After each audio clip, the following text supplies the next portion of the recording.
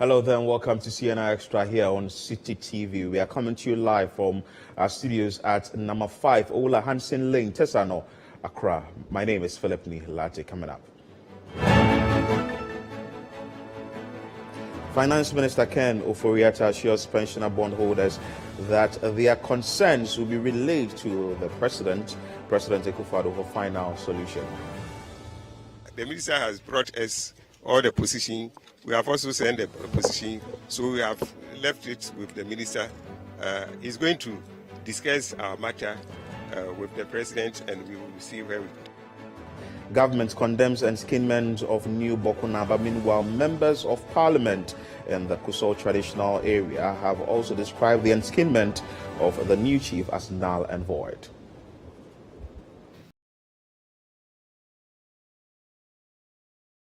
Will not be recognized by any institution under the 1992 Constitution. The government of Ghana must take every step to ensure the maintenance of peace and security and hold perpetrators of this criminal act accountable. Ghana Education Service releases school placement for graduates of 2022 Basic Education Certificate examination into senior high across the country. The 2023 Computerized School Selection and Placement System, CSSPS, for senior high schools and TVET schools site will be going live any moment from this minute. And still on CNR Extra, hundreds rendered homeless at the timber market in Amamo electoral area in Accra after portions of the slum that serves as home for many was razed down by fire on Wednesday. There was someone cooking, and when it happened, they tried to sort it out themselves until it got out of hand. So according to them, it initially was in 2 of their structures, and once they tried and they couldn't, this is where we are.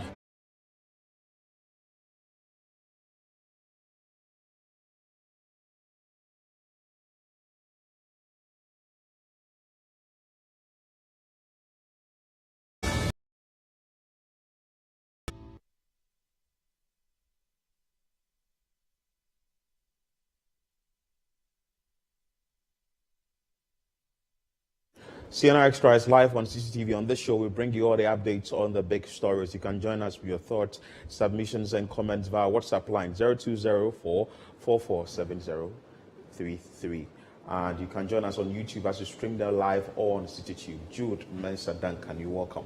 Thank you so much, Philip. Let's go straight to Parliament and bring you updates on the pensioner bondholders. They are there because the Finance Minister is appearing before the House today. Let's bring you the live feed from Parliament.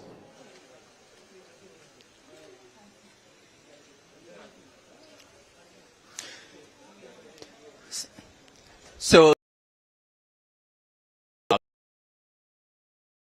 Finance Ministry for some time since Monday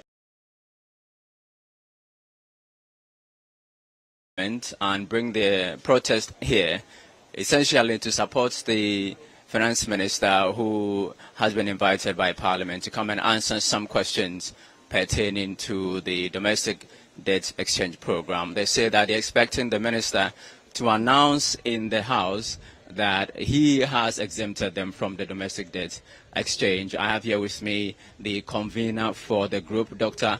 Edu Anane Enchi. Doc, you promised to be here, and certainly you have come. You came even before 10 a.m. Yes, that's true. And we have our members.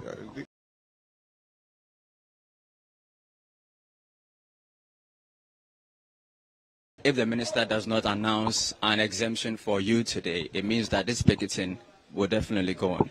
Yes, we have told the minister already that the only thing that will stop us from picketing is using the word exemption, that the issuer has exempted us. It doesn't change anything. Government will not suffer. Nobody will suffer. Nothing will change.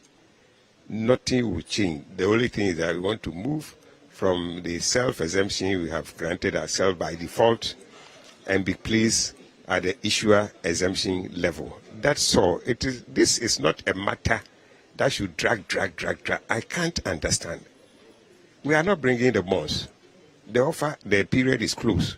So if the minister was doing that to thinking that people will come, it is now closed. Nobody is coming.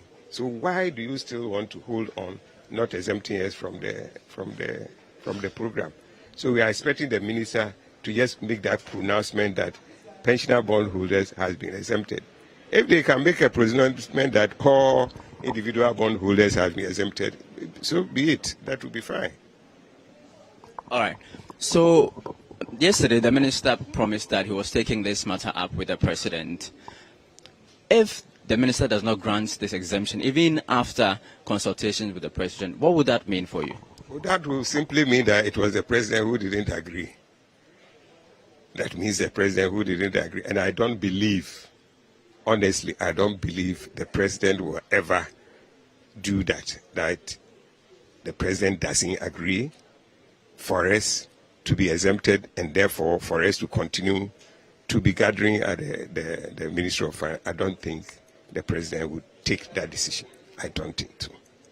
Now that the president is being involved by the minister, would that mean that the picketing will move from the finance ministry and to places closer to the president? If we realize, we come to a firm conclusion that it is the president who didn't agree or who advised the minister not to grant us the exemption, we will decide what to do.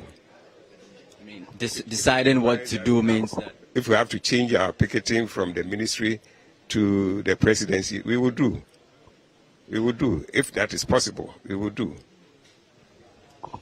maybe the picketing isn't working. Maybe you have to devise other strategies, other means of getting this to work for you. What are the other options available? So now we have explored all the options. This is the last card we are playing. And if people will allow the elderly to be picketing all over the country, let people do that. It is not right. And I don't think the president will allow this to continue. All right. Thank you very much. So, Philip, you heard the convener for the Pensioner Bondholders Forum. They have been protesting for the exemption from the Domestic Debt Exchange Program since February 6. At the Finance Ministry, they've been picketing every day for close to 1 hour, from 10 a.m. to 11 a.m. every day. Now, the minister has been invited to Parliament, and so today they decided to join the minister. You heard him.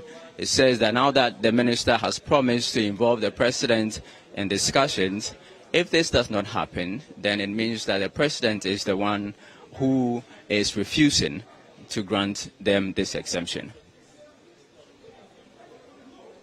Already moved into the chamber to listen to what the finance minister will say. And also, have you been told as to what time the hearing will commence? No, we don't know presently exactly when the minister will be in the House, but we've been assured that he will definitely be here. The pensioners, they got here even before 10 a.m. In hope that they would hear exactly what they've been looking for since the inception of this program. The minister has definitely been billed to make an appearance today and answer questions. Exactly the time, we do not know yet. One interesting thing that the pensioners were having on them is their placards. Are they still having their placards with them inside the chamber?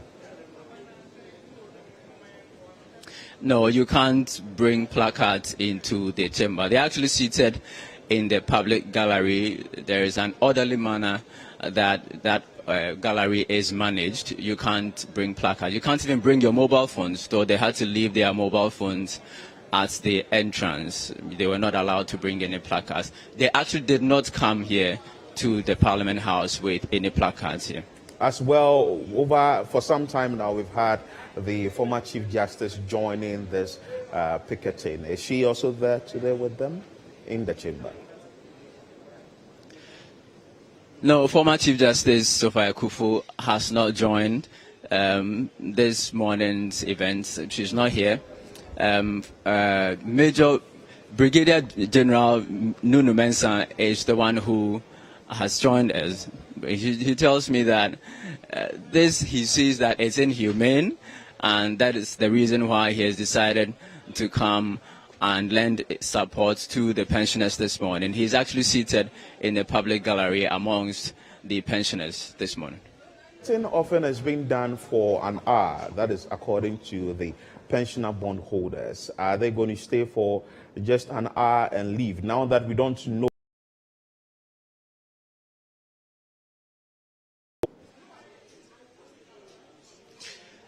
I'm sure they'll be here until the minister speaks. So they'll be here throughout proceedings. I don't think this is just for an hour. They'll be here whilst the minister comes into the house and speaks to Parliament and answers questions, because there's really no point coming here and leaving before the minister has anything to say. So I'm very certain that they will be here throughout proceedings and listen to exactly what the minister will have to say. Charles, many thanks for your time, and keep monitoring events for us at the Finance Ministry. That is my colleague there, Charles Owusu-Kumi, with us in newsroom, and he is at Parliament monitoring events there so far as the Finance Minister will appear before the House today to explain to members of the House concerning the debt exchange program. And also, the pensioner bondholders are there to hear what the Finance Minister will. Jude, what do you make of this? The fact that we've had the pensioner bondholders picketing for 8 good days, and they've stated that, well, we would have to go to Parliament to hear what the Finance Minister is going to say, and if it doesn't go to our favor, we are going to change our strategy. I mean, it's rather unfortunate that we've subjected these elderly people to this fate.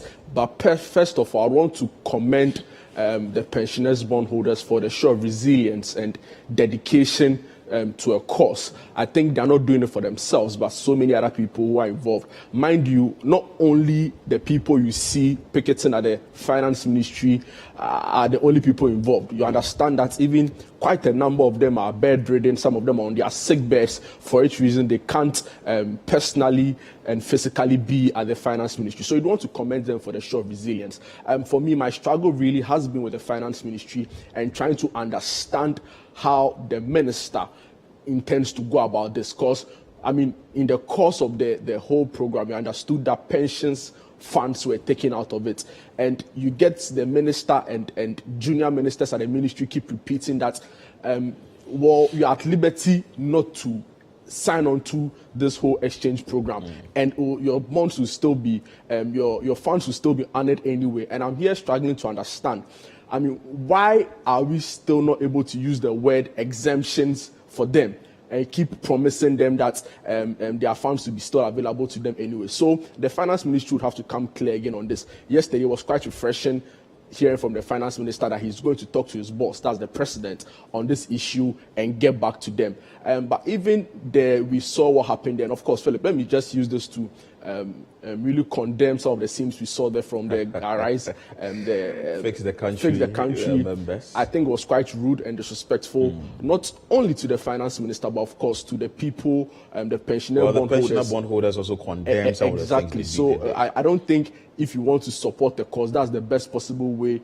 you can go about it. So that was just off, because it sort of derailed the conversation, and for me it was quite unfortunate. But I mean, go back to what we've seen in terms of the comments that the Finance Ministry have been, or some of the things they've been telling the public. I mean, we understand now that the participation level has reached some 80%, and some experts and analysts in the sector have really thrown some doubts to these numbers. And for me, when you are conducting a program like that, you need the legitimacy of the people. You need to build legitimacy, really. And if that is lacking, it takes away from the program. So in the coming days, I expect the government of Ghana to convince a lot of us as to how this number was reached. Because not too long ago, somewhere last week, we saw the Deputy Finance Minister, Benau Asari, mentioned that it had reached 50%. Then in some 2-3 days' time, it's 80%. When we knew that the deadline had reached and it was only allowed for 10 minutes. So all of these things really take away from it. And like, see, go back to some countries that in recent times have done a restructuring. So you can talk of Argentina, Belize, Chad, Ecuador, Grenada, Mozambique. All of these people had a participation of about 9. So for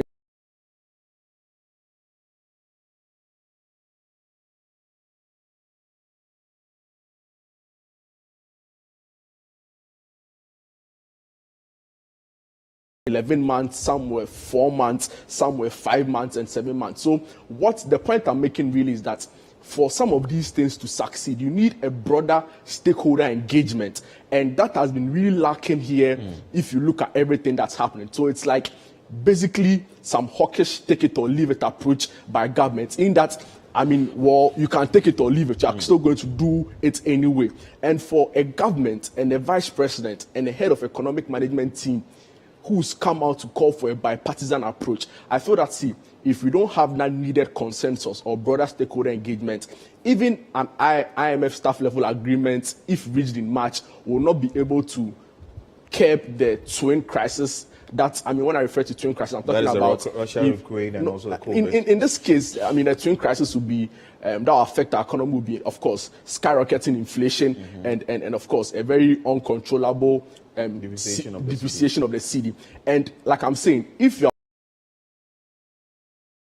broad stakeholder consultation in May, even when we reach a staff IMF level agreement, the economy will be still in very dire catastrophic events. So for me, my point is that we need stakeholder engagement, and in doing so, government needs to put out an austerity plan. But the stakeholder engagement has been done. For that reason, the finance ministry also had engagement with Philip, the various. I was mentioning to you countries that recently had undertaken, and it lasted for some time. It lasted for wasn't even in space of 3 or 4 months. Even in Argentina, where the experts say that it was also took a very brutal form. It lasted for 11 months. I mean, the only country you can say is Uruguay. That lasted for 7 weeks. But even with them, we understand that the engagement had taken place like 3 months time.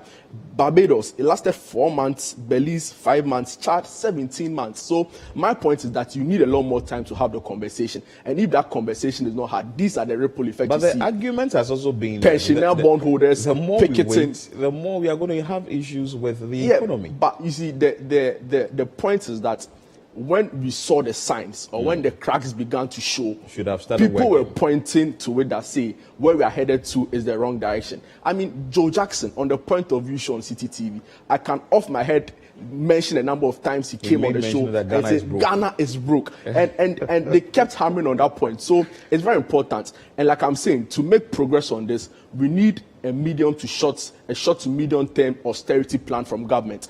Also, we also need to look at public financing in the country. For me, my concern is that for a country where we find ourselves in, the commitment of resources to very outlandish and outrageous projects such as the National Cathedral at this time is quite shocking for me. So we really need to look at that. Government needs to cut its expenditure. CDD, they've done a fantastic job on it. The bondholders government can check the loopholes within our economy and save some funds. So if we are to make progress on this, we need a bipartisan approach to it, in that government solicits the views of civil society, of opposition, of technocrats, of qualified people in the industry. Other than that, I mean, and see, really, the Chief Justice, on the first day, the former Chief Justice, thank you, Madam Sophia Kuf, on the very first day she joined the picketing, I mean, the word she uttered, the level of the way she elevated the conversation, for me, should be the blueprint. You can't force people to do things, and it's illegal. And this is coming from the law itself to an extent. So, I mean, of all the people at the finance ministry right now, if the former Chief Justice who headed our legal space in the country is telling us that such a program like this is illegal, I would listen to her rather than any other finance or economist on this. So today the finance minister says in Parliament, let's hope with, and of course here on City FM and City TV. We'll keep you updated as to what comes out of Parliament today concerning the discussion that the Finance Minister is going to have with the members of Parliament today. Let's move away from the debt exchange program and let's take you to the northern region. That has to do with the enskinment of the Boku Naba at Nararigu, and that government has described it as illegal. Now to one of our headline stories. The government has described as illegal the enskinment of a new Boku Naba at Nararugu.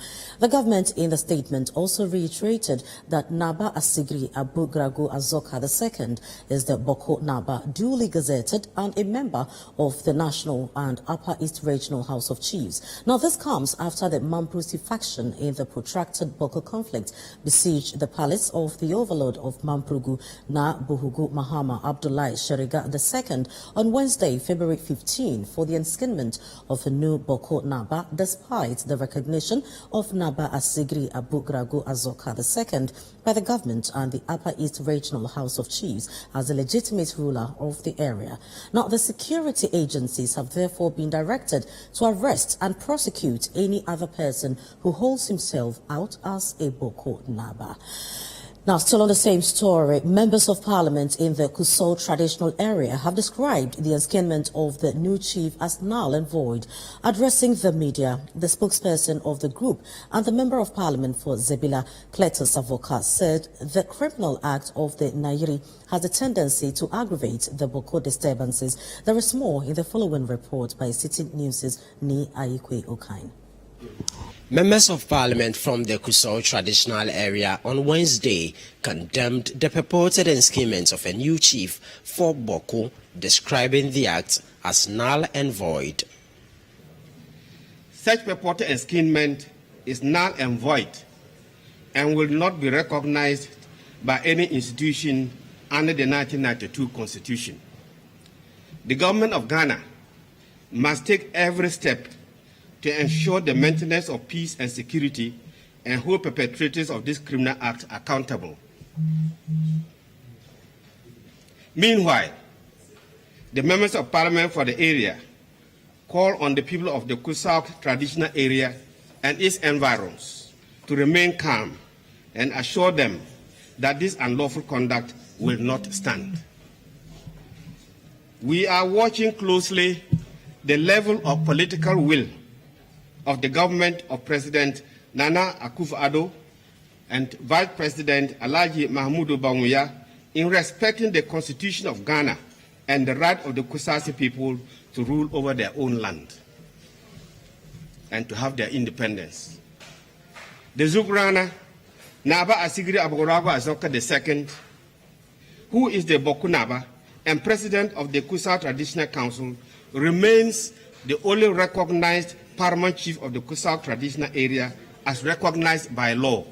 The government on January 31 announced the allocation of over 30 million Ghana cedis to its National Rental Assistance Scheme, and this is an intervention that seeks to offer Ghanaians above the age of 18 with verifiable employment and national ID rent loans as part of efforts to offer a decent accommodation. But in an interview with City News, a member of the Works and Housing Committee of Parliament, Emmanuel Bedra, says the initiative is not feasible due to the current economic crisis. It is a form of a loan that we're giving to those who applied, and since we don't have the policy, we cannot interrogate it well, but from what I gather, it is for, they are setting up a private enterprise that will take care of applications from citizens who have applied.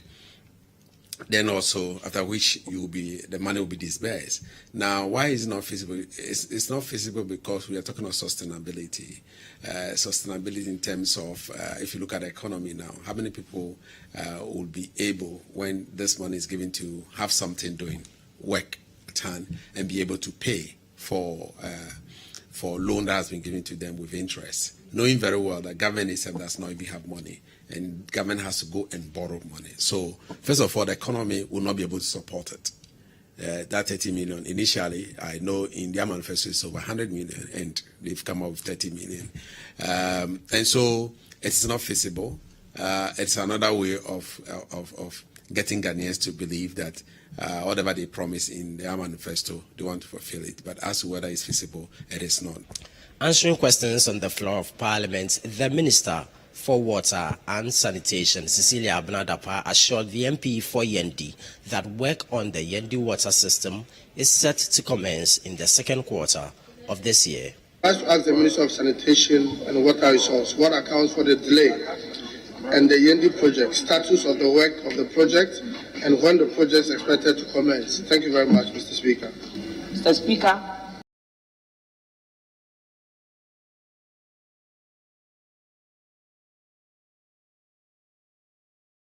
By the from the commencement date. Whatever we'll do to alleviate the suffering of the people will be done. And also I want to place it on record and commend the Honourable Member of Parliament for Yendi for his efforts in drilling more boreholes to help the people. During proceedings on Wednesday, the House also recomposed the various committees of Parliament following the change in leadership of the Minority Caucus. At the beginning of this meeting, the Minority Caucus effected some changes to the membership of the leadership. And the Speaker, the changes necessitated the recomposition of some of the committees in order to ensure that there's a smooth running and that indeed the leadership of the House, as is a practice, represented particular caucus. The committee therefore met and reconsidered the composition of the membership of the committees, having regard to the importance of their mandate and the leadership role to be played by the new leaders of the majority in the committees.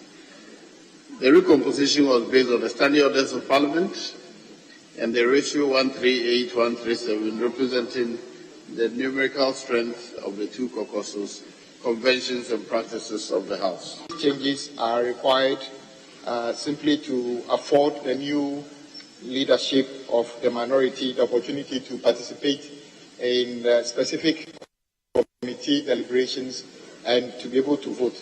So the changes are limited to only those committees at this stage, Mr. Speaker. I encourage colleagues to approve these changes to allow the new leadership of the minority to participate as members of these committees. That's all support, Mr. Speaker.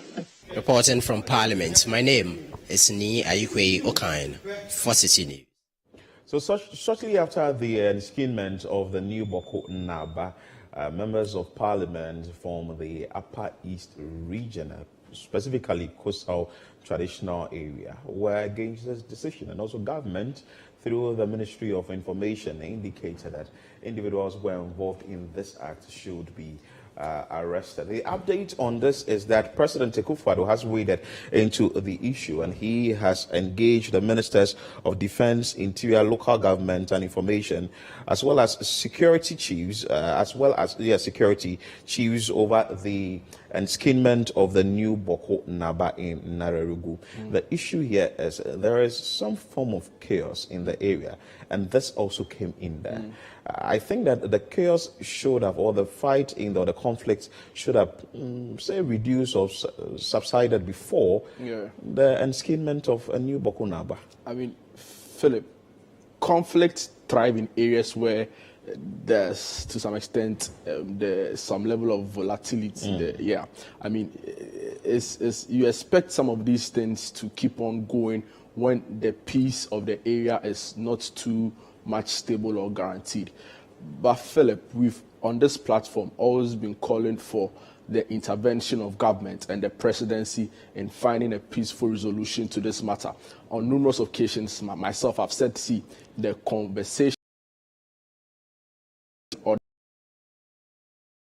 should be led by the president. So yesterday was very welcoming from the Ministry of Information, reading the statement condemning the Mamprusi faction for their installation of one Seidu Abagre Kulugu as the new Boku Naba for the area. I mean, it's quite unfortunate, and some of these things we should not be seen to be tolerating these instances of fostering division. I mean, basically for fear that if you look at what's happening in the sub-region, Boku, according to some experts and security analysts, appears to be the weakest link in our country's fight against violent extremism. For which reason, government needs to appear very stiff in ensuring that we do not let this get out of control. Personally, I've raised the issue that, having followed some of the things that's happened in the area for some time, if you look at it carefully, there's some level of proliferation in terms of weaponry in the area, and that is fueling the fight, because in the past, when acts of hooliganism and vandalism occurred in the area, it was largely sticks and stones and machetes, cutlasses used in the fight. Now we are seeing automatic weapons, machine guns used in it. So for me, we need to look at the root cause. Wherever these hooligans are finding resources to be able to afford these weapons needs to be addressed. The defense minister has also indicated that what is happening there is way beyond the chieftaincy issues, and it has to be treated as criminal issues. But then again, we hope that what the meeting has had with the various stakeholders, or the minister, the sector ministers concerning this issue, will yield results. And also immediate action must be taken, because health workers are fleeing, teachers are fleeing. The issue there is getting schools to shut down. Teaching and learning is becoming a challenge in the area. Let's move away from this story and let's go for a break. You are still watching CNR Extra here on CTV. Still to come. Returns to the University of Ghana campus after Tuesday's misunderstanding between some students and the police, leading to the arrest of 18 persons. And stay with us. We're back with more stories.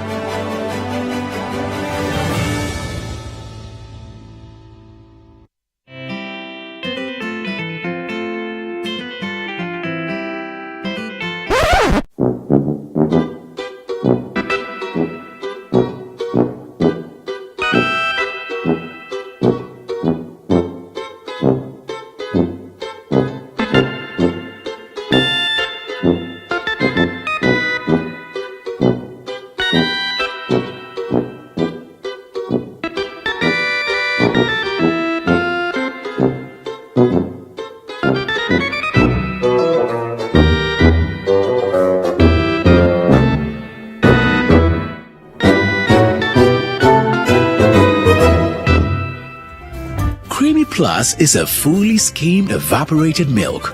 Creamy Plus is available in a shop near you. This message has been vetted and approved by the FDA. Everybody, let me... The Assemblies of God Ghana is about to take a turn like never before. Join us at the Grand Arena, Accra International Conference Center on the 25th of February for the induction service of the newly elected General Superintendent, our very own Reverend Dr. Stephen Yanusom Wengam, and the outdooring of the newly elected Executive Presbytery officers.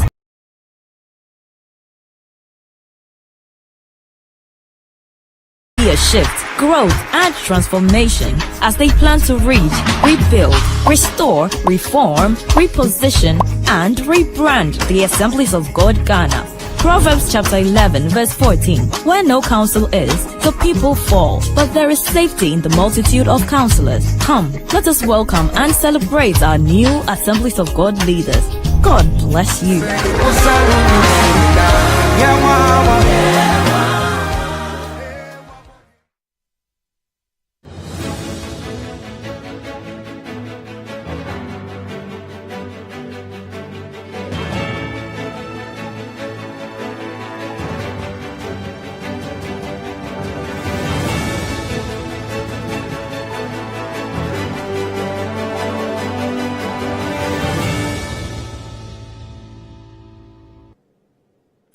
Many thanks for staying with us here on CNR Extra, here on CGTV. You can join us with your comments, submissions, and comments as well on our WhatsApp line 0204447033. Let's bring you some more stories, and let's take you to the Amamo electoral area, and that has to do with the fire incident that raised some buildings there at the timber market. Let's bring you that insight. Now, away from Parliament, hundreds of residents have been rendered homeless at the timber market in the Amamo electoral area in Accra. Now, portions of the slum that serve as home for many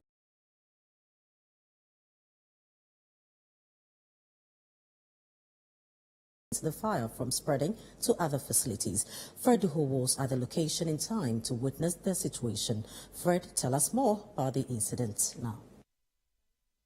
Yes, so the situation here is that dozens of residents living in timber market here at Old Fadama have been rendered homeless, and you can see their properties brought out in the open space, and these residents do not have a place to go this evening should they think of sleeping.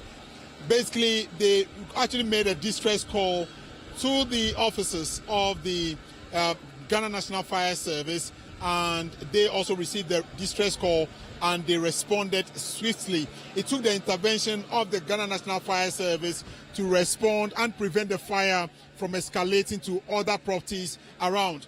But those who were sleeping only heard the noise and had the opportunity to rush out without saving their properties. Those who were awake when the incident occurred only managed to salvage these properties you see in the open space. I can see a woman here who is basically or literally in cloth. Were you affected? My fridge too. Your what? Fridge too. I get fridge too. Okay. And where do you sleep? That place. So it's also bent. How are you going to cope tonight? I not get anything. But what really?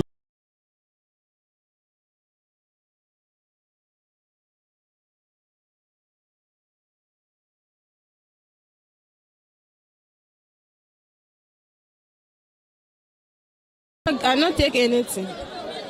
So you've taken nothing of yours. Everything is in the fire now. Is it for you? Yes, it's for me. How did you manage to bring it out? I was sleeping, so when it happened, I just heard noise and I decided to come out. When I was coming out,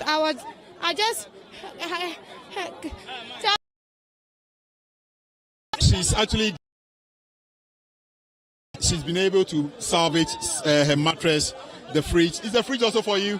And the TV. So she's been able to bring all these things out. What's going on? What's going on? Thief they are stealing us, so please, you people come and help us, so we don't know where to go, we don't have any place to go. So they've managed to catch the young man right there who is trying to take advantage of the situation to steal the belongings of the little things that have been salvaged. Those are some of the cylinders that had probably gas in them. They are suspecting that probably someone through negligence left fire unattended and the situation escalated. What is your account of the situation? We was here and we saw fire from that place. So this burning of this fire is not from this nearby here. It's from far away. So it started escalating and it got to your properties. Yes. And now you also had your cylinder there that exploded. Everything is out of everything has burned. So I have nothing to say. You can see these are traces of gas particle. Probably when the fire got there, it exploded. And now he's taking only the empty cylinder out of this place. Seeing this situation, what really do you think can cause this kind of fire at this level? In communities like this, normally what happens is people cook and they leave their cooking unattended. People may be using mosquito coil, leave them unattended, or they may light charcoal fire and may leave it unattended. So mostly these are the major causes here. Some of them too are as a result of electrical issues. You know, here one person will pick the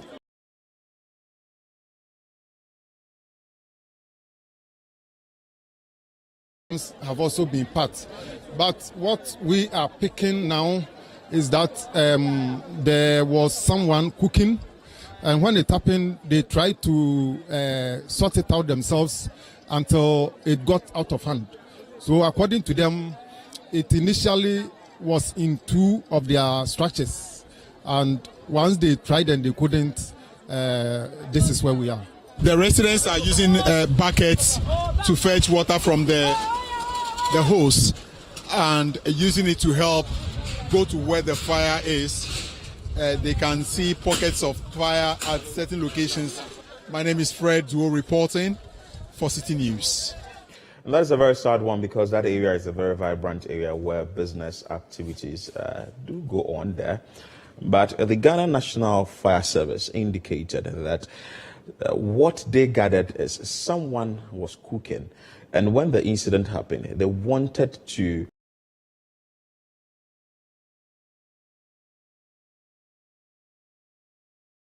Philip, in the first place, I don't know why we've allowed a place that has its name that equates to a biblical den of iniquity festa for so long. The name gives it out, right? What we know is Timber Market.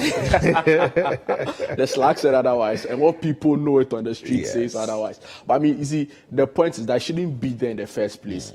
I mean, initially, it's the creation of it being the fact that people, Ghanaians for that matter, were trying to flee violence in the north, had to come and settle there in the early stages as a temporal place of abode. Makes sense at the time, but now it doesn't anymore. I mean, look at the level of filth in the area in the first place from the scenes we saw in the report. I mean, it doesn't in any way make sense. And for me, I've seen so many health and environment activists come out to say, see, it's about time we relook at it.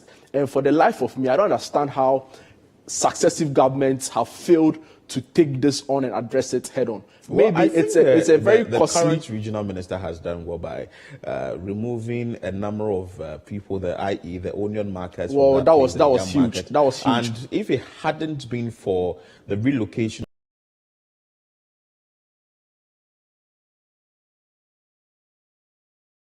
and I mean, if you drive around the area, it doesn't look like any progress whatsoever has been made there at all. And for me, I mean, I've had people tell stories about how they used to fish in the Odona River. Yeah, the Kole Lagoon. Around that enclave. You can't anymore. So it poses very serious health and environmental risks. Well, now we are having to deal with fire. Luckily, we didn't record any fatality. But the next time, we don't know what it will be. I mean, so it's important that we need to have a plan for it. The congestion, and we need to have a plan with for it. The we need to have various authorities, the assembly there, and also the Greater Accra Regional Minister. Yesterday, I watched him on Point of View, and he says that he's back. So let's hope and see what he's going to do in that area. Let's move away from this story and go to the Ghana Education Service. The service has released a school placement for graduates of the 2022 Basic Education Certificate Examination. Let's bring you that insight after we'll cross over to my colleague who is stationed at one of the centers. The Ghana Education Service, GES, has released school placement for graduates of the 2022 Basic Education Certificate Examination, BECE, into senior high schools and technical, vocational education and training TVET schools across the country. The service says first-year students are expected to report to school on February 20 for their admission process to begin. The following report has more. Several concerns have been raised about the delay in the release of the school placements for candidates who sat for the 2022 Basic Education Certificate exams. The concerns are premised on the limited time parents are expected to use to prepare their wards for school. But the Ghana Education Service has attributed the delay in releasing the placement to some structural adjustments on the selection portal. Nevertheless, addressing the media on Wednesday, February 15, the service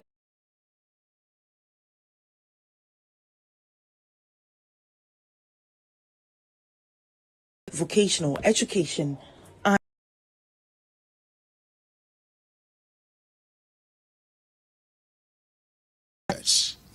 for senior high schools and TVET school site will be going live any moment from this minute. Out of the 547,329 registered candidates, 538,399 candidates qualified to be placed. So far, a total of 372,780, representing 69.24% of the qualified students have been automatically placed in at least one of their choices. However, 165,001 candidates representing 30.76%, could not be matched with any of their choices. All such students are therefore to do self-placement to select from the available schools. The service says candidates can now log onto the computerized school selection and placement system to check their schools. It's urged first-year students to report to school on February 20 for the admission processes to begin. Per the calendar for 2023, the academic calendar for 2023, the first-year students are to report to school on February 20, 2023. So from next week, February 20,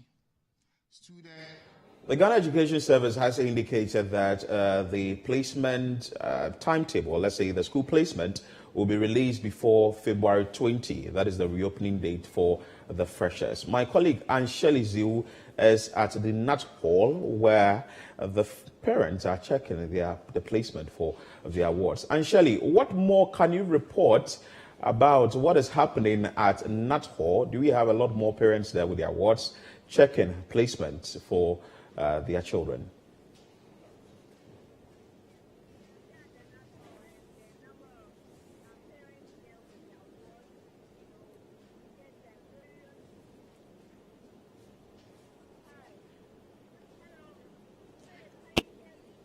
So the placement is in from the Ghana Education Service. The placement, according to the Ghana Education Service,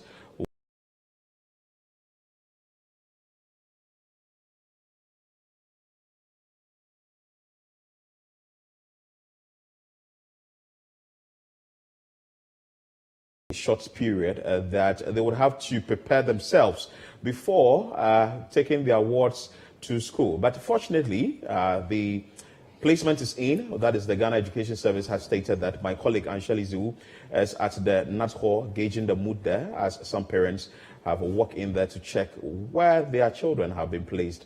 Ansheli, if you can hear me, what can you report about what is happening at the Nut Hall?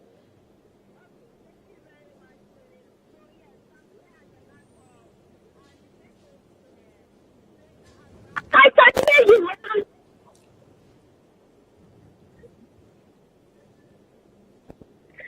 Yes, so we are here at the Nut Hall. This is the Greater Accra Solution Center for challenges that have been encountered after the school placement was released. So here, when you get here, there are a number of parents here with their awards. They are coming to, look for a solution to various challenges they've had. Some of them have to do with school placement. They want to change the school because the school that they were given, they don't like it and they want to change it, or probably because it's far and their awards were given.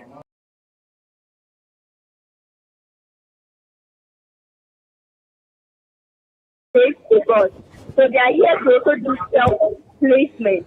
Other people are also here to change their status. That is, if you paid boarding and they gave you pay. So they are here to change it to, boarding instead of the pay. And some of them also have to do with gender issues.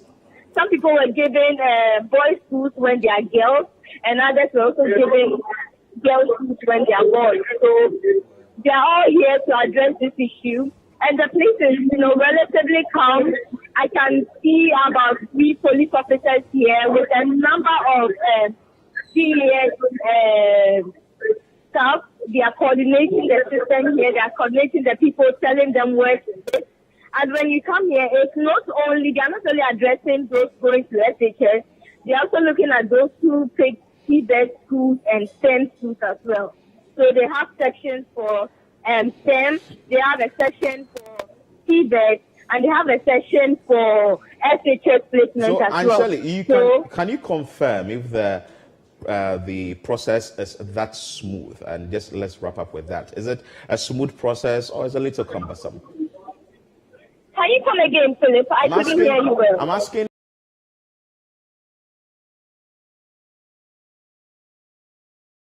So when I spoke to some of the parents, they said that the process is very smooth and is going as they expected because of the police presence and then the staff as well. They are coordinating them. They are telling them, sit here, go here. So it's very smooth. When I spoke to some of them, it's very smooth. Some of them have even had their issues addressed. Okay. Someone came here, yes. Thank you so much. Keep monitoring events there. We will come to you for more updates on this issue. And that is my colleague there, Anshali Zu, who is at the Nut Hall, monitoring events and seeing what challenges the parents are coming in there with concerning the school placement for the graduate Philip. students. My concern, just a short one. My concern, really very short, is how the over 160,000 students who have not been placed because they couldn't get matching schools are expected to go to school by 20th February. It is clearly not realistic. Now, from the reports, you are seeing that some students have been given boys' schools when they are girls. How are you going to resolve all of this before the 20th? I mean, well, the stakeholders in the industry are hoping that there will be some extension. Being in government means that you have to take very big decisions and deal with the consequences. Even if it means it will affect the academic calendar, we need to have an extension of the with the extension, we are hoping that the Ghana Education Service will come with an extension. Peter Nochukote has been calling for this. The PTA have been calling for this, among others. But let's go to the University of Ghana campus, where CAM has returned to the University of Ghana campus following what happened there on Tuesday, if my memory serves me right, concerning the students and the management. Your brief comments about it, then we will move on with that. I think it's unfortunate. The students taking the law into their own hands to do and commit some of the acts we saw them do, take on the police in such a brazen manner, for me, is quite unfortunate. I mean, even if you've secured an injunction on a decision by the university management, I don't think the manner in which they went about it was the best. That is why you have student leadership who their responsibility is to take on some of your challenges and your concerns for you at a higher level with management. So I expected a student to use the channel the SRC provides to address their grievances, but to take the law into your own hands, fight the police, fight management, for me was totally wrong. And we want sanity and discipline to prevail on campus. So sanity should prevail on the campus. The update is that still on campus, and we ensure that we bring you updates of that story as it unfolds. You're still watching CNR Extra here on CCTV, still to come.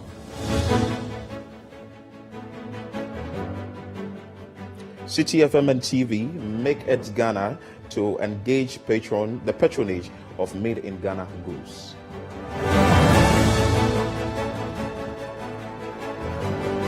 We'll bring you that story after this break.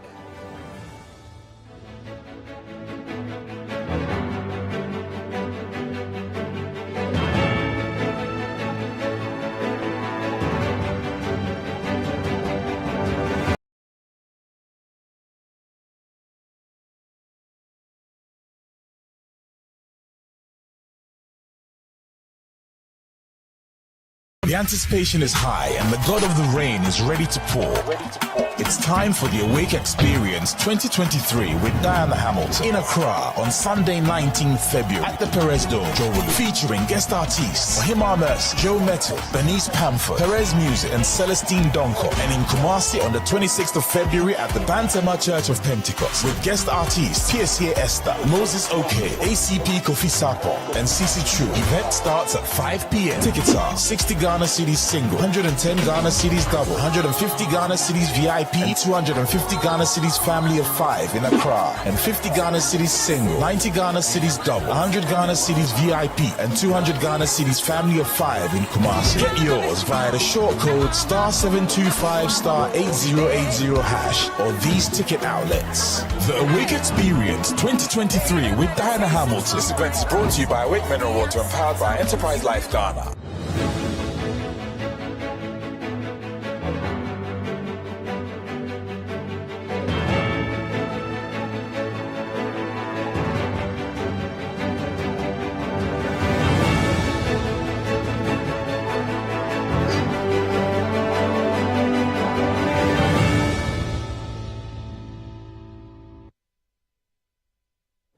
Many thanks for staying with us here on City TV on CNR Extra. News just in is that the Finance Minister, Ken Ofori-Atta, is addressing the House on the debt exchange program. Let's take you to Parliament and bring you live feed of what the Finance Minister is telling parliamentarians. I come in peace, and as expected,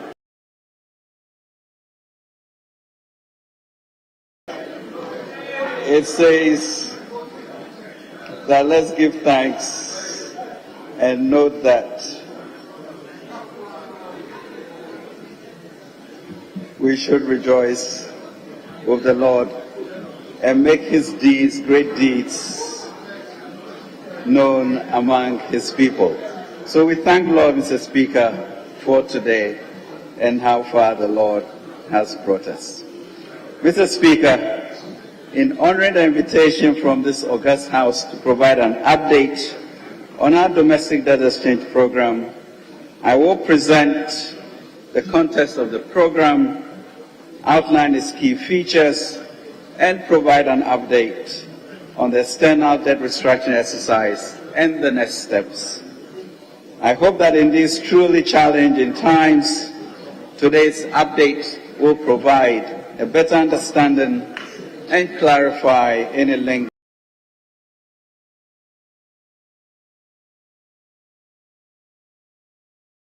Our aim was to alleviate the debt burden in a transparent, efficient, and expedited manner while minimizing its impact on investors holding government bonds. It was launched on 5th December 2022 and finally closed on Tuesday, 14 February 2023. Mr. Speaker, the DDEP is part of the government's broader fiscal policy as announced in the 2023 budget statement to address the current macroeconomic challenges. With great relief and immense gratitude, government is pleased to announce that as of 14 February 2023, approximately 85% of bonds were tendered in the exchange as determined by the Central Securities Depository. On behalf of His Excellency the President of the Republic, Nana Addo Dankwa Akufo-Addo, I wish to express our profound appreciation to the people of Ghana for their patience and support throughout these very challenging times. I also wish to extend our gratitude to the overwhelming number of bondholders who chose to participate in this all-important effort to pull the economy back from crisis. Mr. Speaker, the current debt restructuring program is occasioned largely by a series of external shocks that hit the country since 2020, as well as some domestic factors. I recall, as will many of us here, the deep anxiety, uncertainty, and confusion during the early days of the COVID-19 program. The constant revision of data and scenarios around this once-in-a-lifetime pandemic, which had exposed major weaknesses in critical systems in education, health, exacerbated by heavy disruption in global supply chains. Mr. Speaker, amid the swirling chaos and darkened economic outlook, His Excellency President Nana Addo Dankwa Akufo-Addo put together a comprehensive plan which was effectively executed, leading to relatively lower debt rates of some 1,400 compared to 53,000 in Africa and over 7 million globally, lower case counts, and the economy eking out a positive growth of 0.5% in 2020 compared to the many economies that went into recessions. However, this program came at huge fiscal costs. Government undertook major fiscal measures beyond what was programmed in the budget to accommodate the increased expenditure and the shortfalls in the revenue. Therefore, government, with approval of Parliament, mobilized funds to address the following three key interventions: finance direct COVID-19 intervention expenditures to protect lives and livelihoods, support the funding gap in the budget occasioned by the COVID-19 pandemic and its negative effects on revenue mobilization, and thirdly, address key structural weaknesses exposed by the pandemic. Government received significant assistance to mitigate the pandemic and its impact on the economy, which helped to reduce the fiscal burden. However, the drastic reduction in revenues, coupled with the high expenditure to contain the speed of the pandemic and to protect lives as well as livelihoods, resulted in a wider deficit of 14.7% of GDP in 2020 and 11.4% in 2021 that needed to be financed. Mr. Speaker, through these and other decisive measures, government has managed and continues to pay compensation for all public sector workers every month, keep the lights on, improve key infrastructure, and maintain security despite heightened and increasing risks. This is in far contrast to the rolling electricity blackouts, long queues of fuel stations, empty shelves in shell shops, and increased insurgent activities as reported elsewhere in Africa and even in the West. Mr. Speaker, following these interventions, financing of government and liquidity on our domestic market has severely reduced. The access to the international capital market is closed to Ghana, whilst activity on our domestic bond market has slowed down significantly. Mr. Speaker, at this juncture, let me touch on the current ongoing debt restructuring exercise. Stemming from the considerable deterioration in the domestic and external sectors, government undertook an internal debt sustainability analysis which defined public debt to include publicly guaranteed debt of the central government, partial non-guaranteed debt of state-owned enterprises, and expenditure arrears. This analysis revealed that public debt exceeded 100% of our GDP, and debt servicing accounted for more than half of total government revenues and almost 70% of tax revenues. Arising from this considerable deterioration,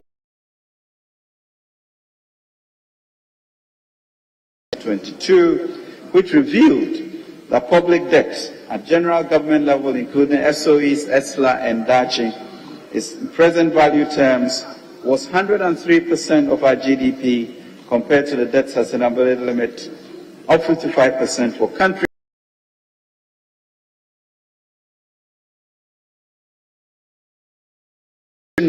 External debt service considered 29% of revenues compared to the 18% debt sustainability threshold. Mr. Speaker, provisional 2022 fiscal data also show that debt service comprising domestic interest payments, external interest payments, external debt amortization, and payment of domestic maturities not rolled over all amounted to 81.6 billion, constituting 85.1% of all revenues in 2022. This implies that a significant proportion of our revenues were used to service debt in 2022. Mr. Speaker, the picture becomes more dire when we include compensations of employees and transfers to statutory funds. Thus, debt service, compensation of employees, and transfers to statutory funds amounted to 144.3 billion Ghana cedis, representing 150.4% of our revenues. Mr. Speaker, at this level, Ghana was assessed to be at a high risk of debt restraints and its debt classified as unsustainable. Let me clarify that the current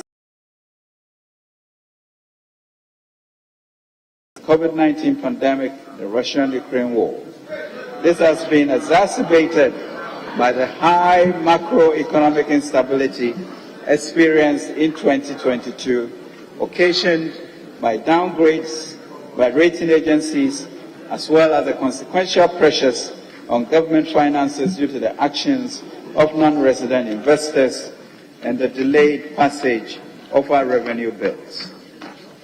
Mr. Speaker, this situation is further compounded by the comparatively low levels of domestic revenue collected by government. In 2022, tax to GDP ratio was just about 12.6%, woefully below the Sub-Saharan Africa average of 18% and insufficient to meet pressures on the public purse.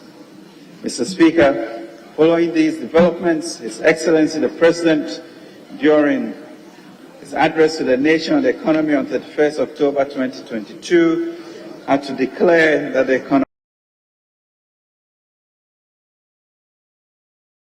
presented to this House on Thursday, 24th November 2022, to address the economic challenges. This was in line with the government's proactive application on 1st July 2022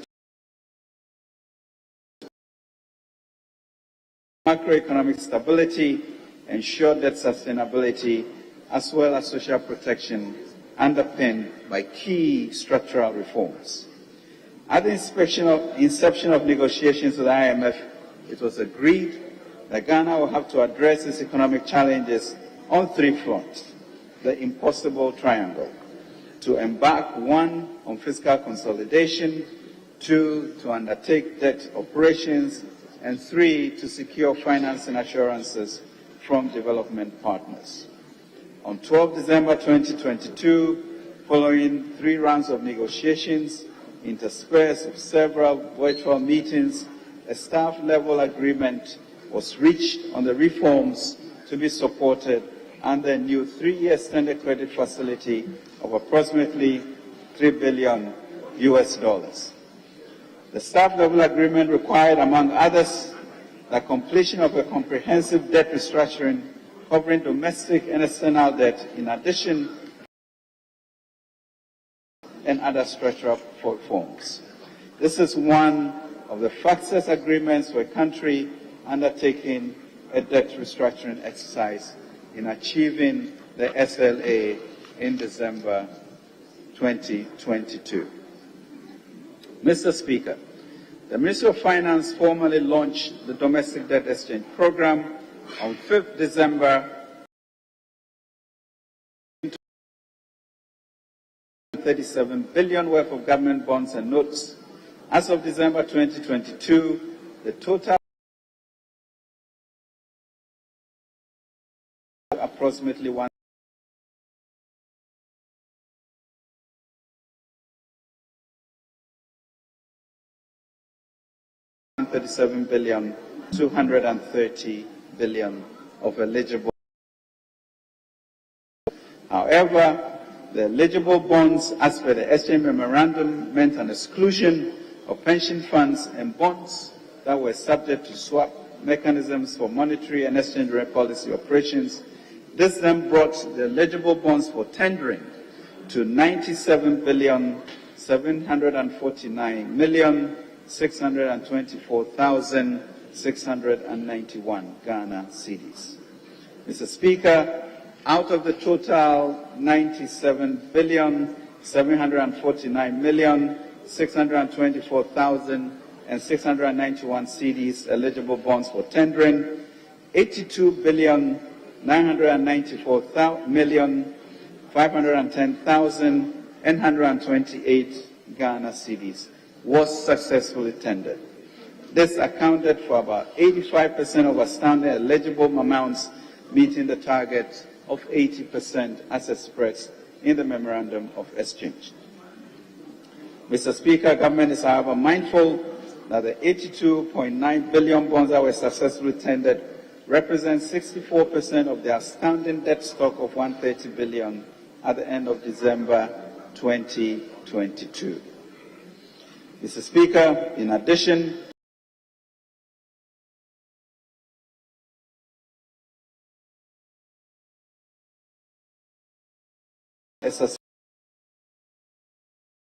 for certain categories of external debt pending an orderly restructuring. Mr. Speaker, as I've indicated, the earlier debt exchange program was to alleviate the debt burden while minimizing the impact on investors and the financial sector. Participation in the program has always been, Mr. Speaker, voluntary. The details of the domestic debt exchange are outlined in the exchange memorandum, and the subsequent amendments have been publicly available. The coverage of the exchange includes all locally issued bonds and notes of government, as well as ESLA PLC and Dache PLC bonds. Based on the results of the audit of the public debt, government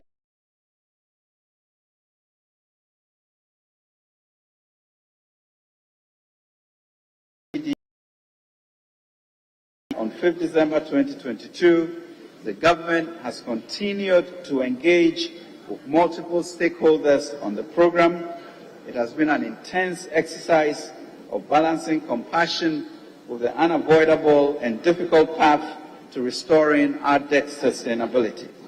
As a result, Mr. Speaker, a number of amendments to the terms of the offer have taken place, with the final extension deadline of 7 February 2023 and an administrative extension of 14 February 2023. The various extensions were to allow government to incorporate the feedback and insights it received from the various stakeholders, including the Council of State, the pension funds, organized labor, the Ghana Exchange Commission, National Insurance Commission, and the individual bondholders and retirees. The final terms of the DDEP was designed to address the specific concerns of the different categories of holders, including Category A, collective investment schemes and natural persons below the age of 59, Category B, natural persons 59 years old or older, and general category holders representing all other holders except Category A and B. The details of the results of the participation rates are as follows. Category A holders issued 4,109 instructions and tendered an amount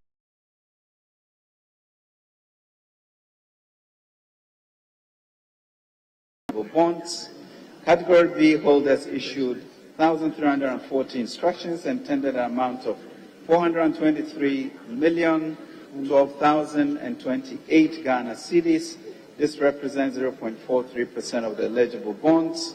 And general category holders issued 4.489 instructions and tendered an amount of 76,645,190,544 Ghana cedis. This represents 78.41% of the eligible bonds. Mr. Speaker, government is mindful of the exchange's ramifications on the country's financial health. As a result, the government is developing several prudential measures to mitigate the potential impact on domestic creditors, considering the need to preserve financial stability. Billions of taxpayers' monies were used between 2017 and 2019 to rescue the financial sector. We have no intention, Mr. Speaker, to imperil that work, and we are determined to protect banks operating in Ghana and strengthen their capacity to finance the economic recovery and growth we see before us. The respective regulators have assessed the potential impact of the exchange on the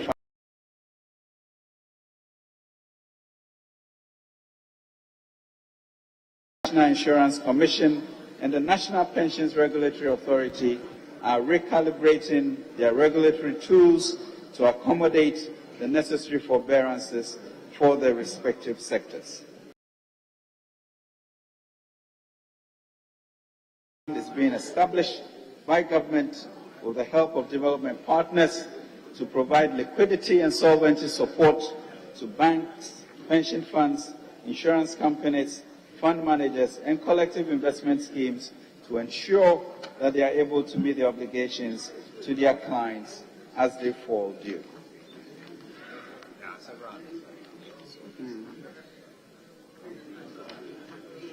Mr. Speaker, government remains committed to the well-being and dignity of our senior citizens and pensioners. Indeed, it has personally, Mr. Speaker, caused me great distress as a number of our pensioners have picketed at the premises of the Ministry of Finance since Monday, February 6, 2023.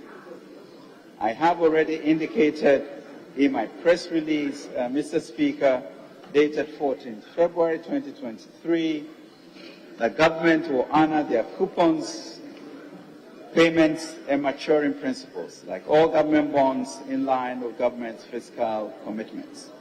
Mr. Speaker, in seeking to understand the concerns of our senior citizens, I have met with them on 3 occasions.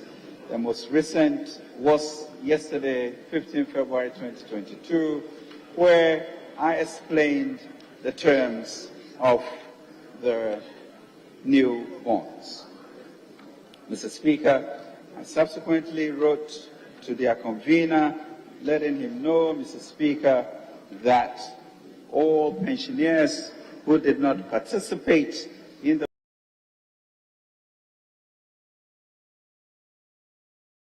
the need for our senior citizens to picket at the ministry. Mr. Speaker, I would like to thank all those who helped in those discussions for this. Mr. Speaker, this significant milestone of the success of the domestic debt exchange program would also build momentum for a external restructuring program, which has also commenced. As part of this progress, Ghana has officially asked its bilateral creditors for a debt treatment initiative under the G20 Common Framework. Consequently, Mr. Speaker, Ghana co-hosted a meeting with the Paris Club, including both Paris Club and non-Paris Club creditors, on 10 January 2023. We reiterated the requests for expedited treatment under the Common Framework and presented our economic and fiscal outlook, as well as the steps undertaken. So, Speaker, we made it known that we expect formed in an expeditious way to facilitate the program to ensure that we are able to go to the fund board in March. We have started the process of negotiating in good faith with our commercial creditors. 2 preliminary discussions and exchange of information have started on a good footing with representative committees and advisors. The members have indicated their commitment to establish a creditor committee to assess Ghana's request for debt treatment under the Common Framework by end of February 2023. We hope, Mr. Speaker, our commercial creditors will understand our desire to negotiate with our bilateral creditors softer terms than the ones we anticipate to propose to them, as a speedy process with the bilateral creditors is needed to pave the way for the discussion with private creditors. Mr. Speaker, we are also approaching major creditors like India and China to ensure that our discussions with the Paris Club is accelerated. Mr. Speaker, we've also negotiated discussions with the representatives of our international bondholders and their advisors. Substantive discussions are due to start with them in the weeks to come.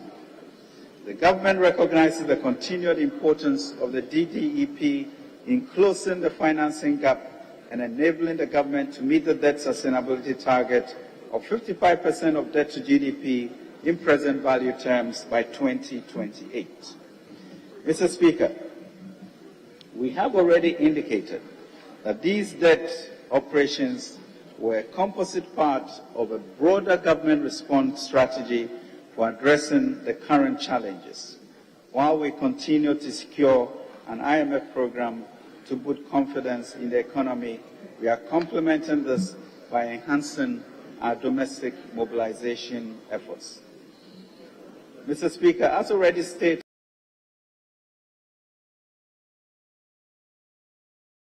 beginning of 2022, at the same time, budget implementation was confronted with domestic financing challenges from the auctions, as well as lower than estimated domestic revenue mobilization. This presented a very challenging macroeconomic environment during 2022, leading to a widened financing gap of the budget, and therefore became necessary for the Bank of Ghana to fund shortfalls at the auction market to avoid disorderly default and prevent a deeper crisis. Mr. Speaker, it was necessary for the government to seek financing from the Bank of Ghana to augment the accounts for 2022, and reports that the total overdraft extended to government for 2022 was 37.9 billion. Mr. Speaker, in line of Section 30, Clause 6 of the Bank of Ghana Act 2022, Access 1.2, I'm using this platform to inform the legislature of the financing of the budget by the Bank of Ghana. The domestic debt exchange exercise and the external debt restructuring program will make such financing unnecessary going forward in 2023 and beyond. Mr. Speaker, all these efforts will be greatly enhanced if the Income Tax Amendment Bill, the Excise Duty and Excise Tax Stamp Amendment Bills, as well as the Growth and Sustainability Levy Bill, which are outstanding in this August House, could be prioritized and passed. Mr. Speaker, the passage of these bills will enable government to complete 4 of the 5 agreed prior actions in the staff-level agreement since tariff adjustment by the PURC, publication of the Auditor General's report on COVID-19 spending, and onboarding of GET Fund, DACF, and Road Fund on the GIVMIS have all been successfully completed. Mr. Speaker, I cannot emphasize enough the need to secure the board approval for our IMF program by the end of March 2023. I therefore entreat the House to prioritize approval of the outstanding revenue bills and the various concessional facilities so that we would ensure that the board meets resources for growth from the facilities which are concessional. Mr. Speaker, let me take this opportunity to thank once again each and every one of you for your collective effort in passing the 2023 statement and the 2023 budget statement and the finance bills that accompanied it. We are still counting on you for the passage of all the outstanding revenue bills which are necessary for effective budget implementation, as well as boosting our efforts at increasing our tax to GDP from less than 13% to the sub-Sahara average of 18%. Mr. Speaker,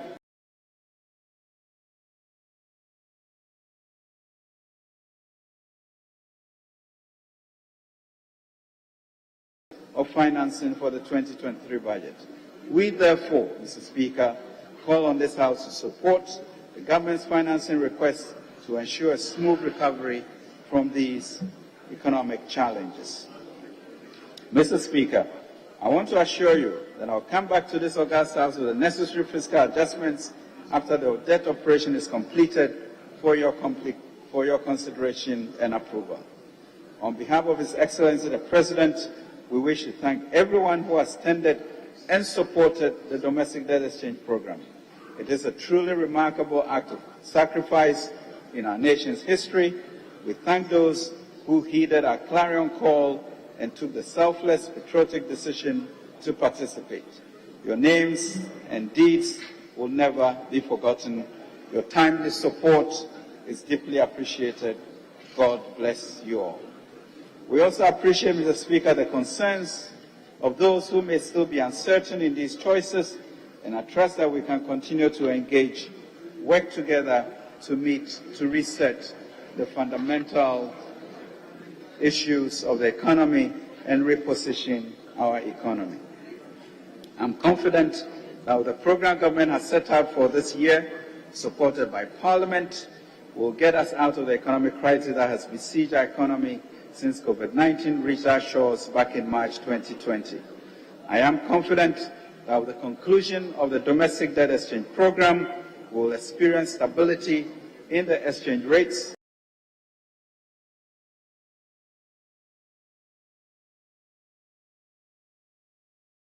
DDEP, we believe that with the sustained support of Ghanaians and this august House, we will recover from this economic crisis sooner rather than later, as indicated by His Excellency President Akufo-Addo. I'm confident that the Lord who has begun this good work will carry it on to completion. We will therefore encourage honourable members to support the government's secure board approval for the IMF program to restore macroeconomic stability, ensure debt sustainability, as well as provide critical social protection for the benefit of Ghanaians. Mr. Speaker, I thank you, the House, and fellow Ghanaians for the attention. God bless our homeland Ghana. Thank you, Mr. Speaker.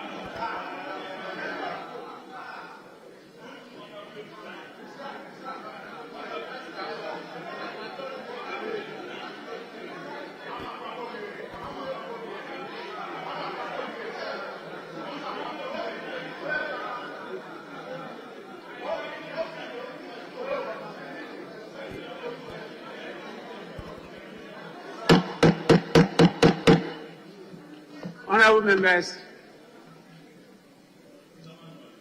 let me remind you of the presence of the senior citizens with us in this House. We have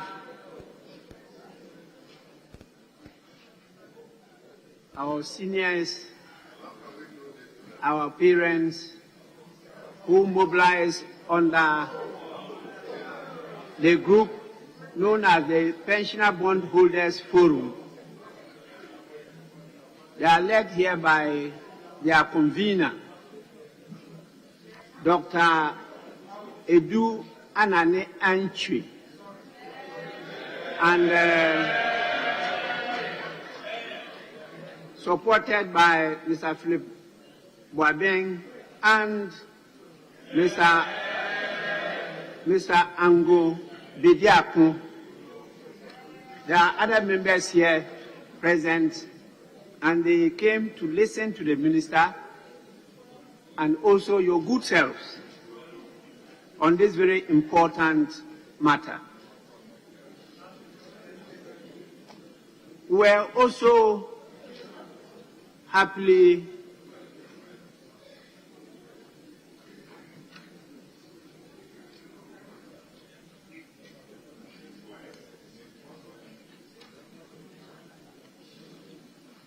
I will in future be considering your request for ministers to come and brief the House with a different eye.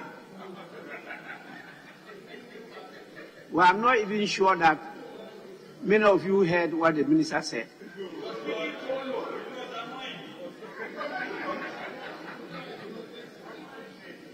Many of you were rather engaged in personal conversations.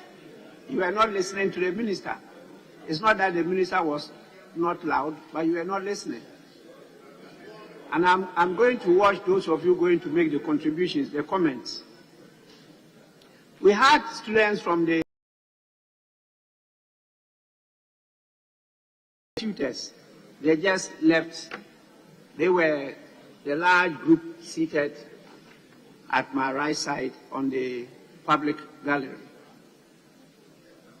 And then we also have products of homeschool. I'm sure this is the first time some of you have heard homeschool. Education is not only the formal one, you go to school, you can also be educated at home. So we have some of the products here with us. This is such an important topic that they all want to be part of. I think the students from the Tamale Technical University are back. They will all be listening and watching you make your comments. That's why I'm drawing your attention to their presence. This statement was admitted under Order 70. And for the avoidance of doubt, specifically 72, and I want to read it because the whole nation is watching and listening to us. Order 72 says, a minister of state may make an announcement or a statement of government policy. Any such announcement or statement should be limited to facts which it is deemed necessary to make known to the House and should not be designed to provoke debate at this stage. Any member may comment briefly, subject to the same limitation. That is how your comments will be judged by me. I listened to the minister carefully and asked whether his statements were limited to only facts and designed not to provoke debate. I have my view on it. And I will also assess yours accordingly. So please, guided by the leader, 6 from each side of the House, 5 ordinary members, and 1 leader,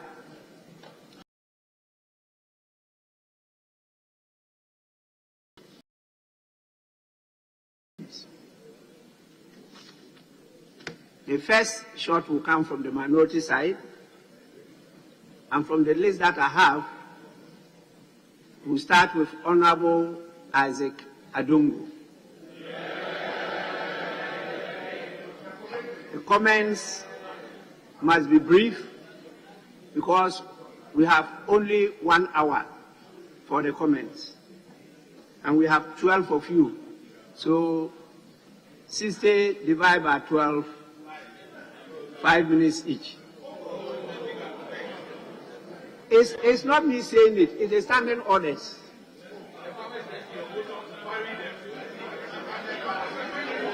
Honorable Isaac Adongo, you may start now. Support the speaker. Thank you very much. Yes, minority leader.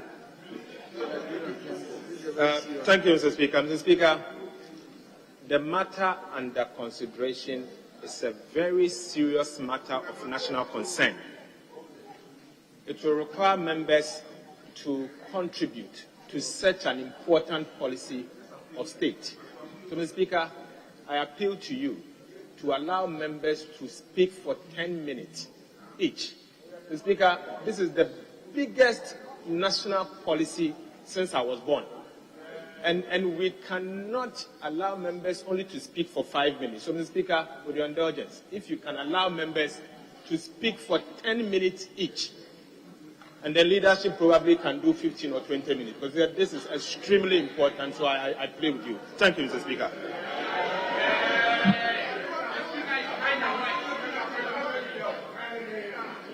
Yes. Majority leader. Mr. Speaker, as members of Parliament, we have tools available to us to get information from government and also to attend to the needs of our constituents. One of such tools is questions. We can also file motions. And then when we file a motion, we debate it on a matter of national importance. We also have the Order 72, which is for us as MPs to also propose some statements, and if you admit, we make such statements, we deliver them on the floor, and members contribute. Mr. Speaker, on this occasion, the request by the House was for the minister to come and brief us.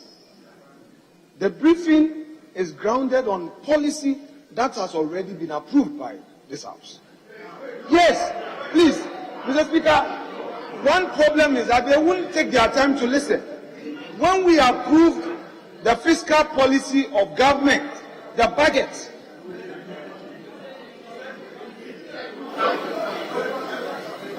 now, Mr. Speaker, the minister has come to this House under Order 72. It requires us. If you want to come by a motion to debate and get some other information, you have that too. It's within the rules.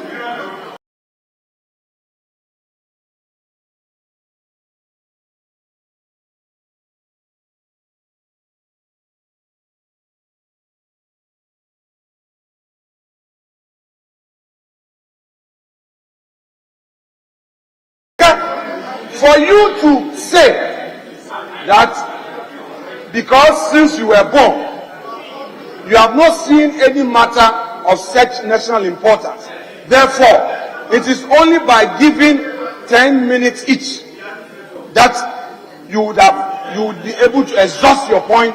Mr. Speaker, such an argument, such a submission for you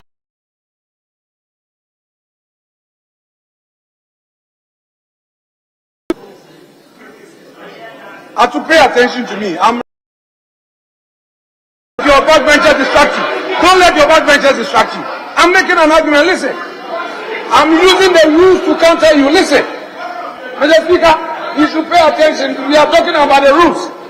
Unless Honorable Atu-Forson is not interested in parliamentary jurisprudence. If you say so, then say it into the records. We are going to work with the rules. You don't want it? So, Mr. Speaker, with respect, let's go by your direction, let's go by your ruling, and let's make progress. I thank you, Mr. Speaker. Well, yes, minority from bench. Who wants to speak?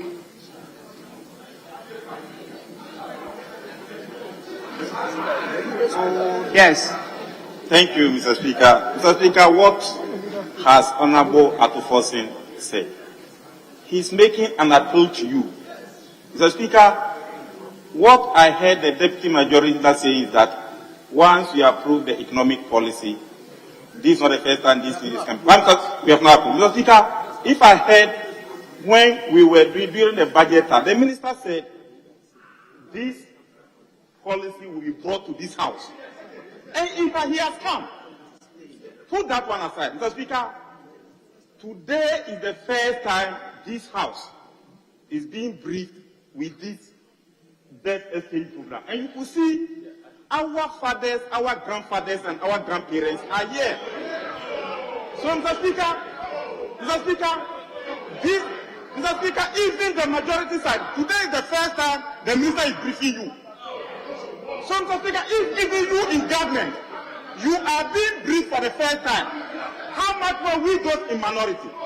Mr. Speaker, we are not in government, but the minority leader is just an immediate deputy finance minister. He has an input to make.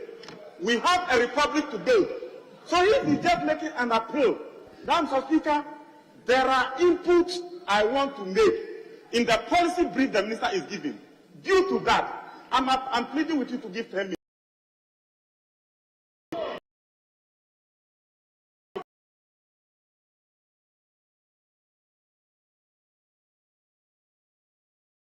The magnanimity of the Minister for Parliamentary Affairs to invite leadership of this House into Ofori-Atta for IMF program brief. The Minister for Finance has never briefed Parliament on the IMF brief. So, Mr. Speaker, we've been looking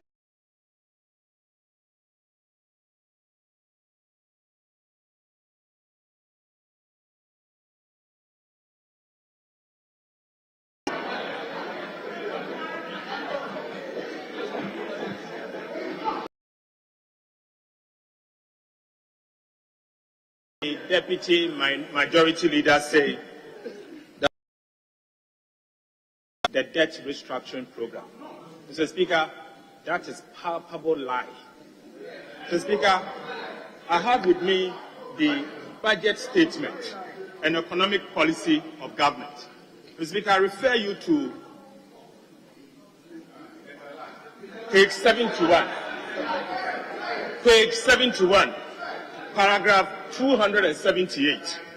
Mr. Speaker, it goes on to say that, Mr. Speaker, details of the debt operations program will be announced soon to the public and investor community after the necessary engagement with all relevant stakeholders.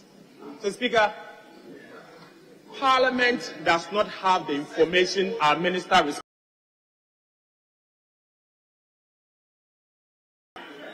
This August House has had the opportunity to have a bite on this matter.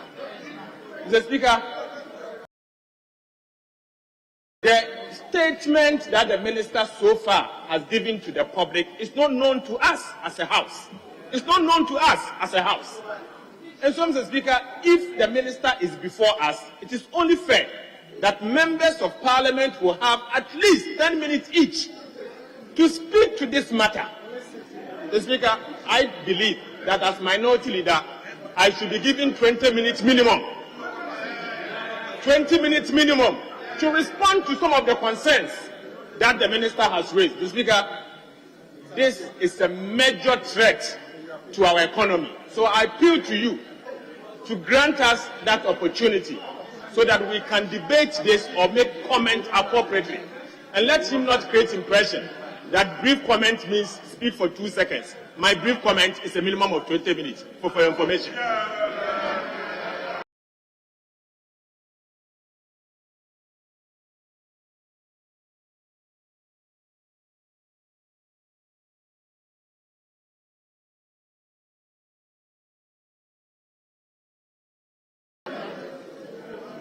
Mr. Speaker, Order 72. I will read first Order 72 and then come to 72 as well. Mr. Speaker, 72 reads, a Minister of State may make an announcement or a statement of government policy. Any such announcement or statement should be limited to facts which it is deemed necessary to make known to the House and should not be designed to provoke debate at this stage. Any member may comment briefly, subject to the same limitation. Mr. Speaker, the ordinary meaning of briefly is not 20 minutes as the minority leader wants us to believe. Mr. Speaker, if you come to 72, by the indulgence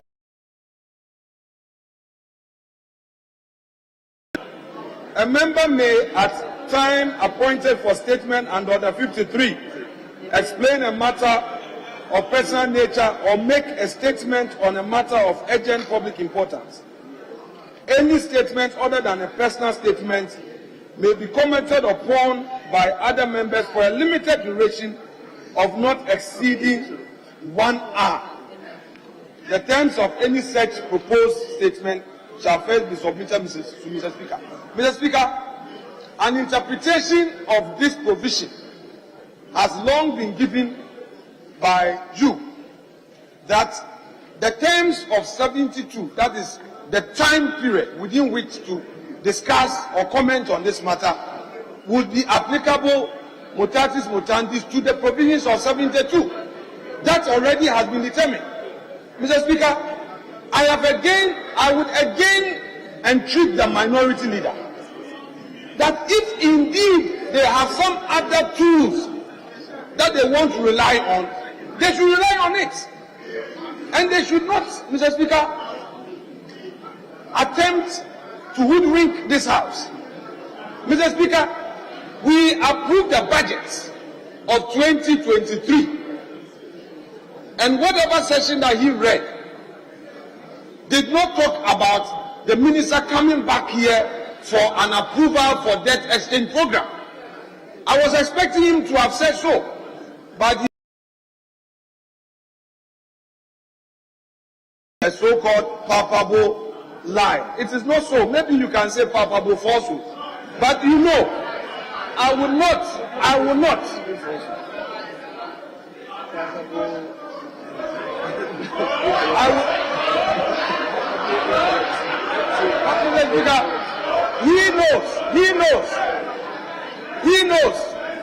He knows that I will not mislead this House.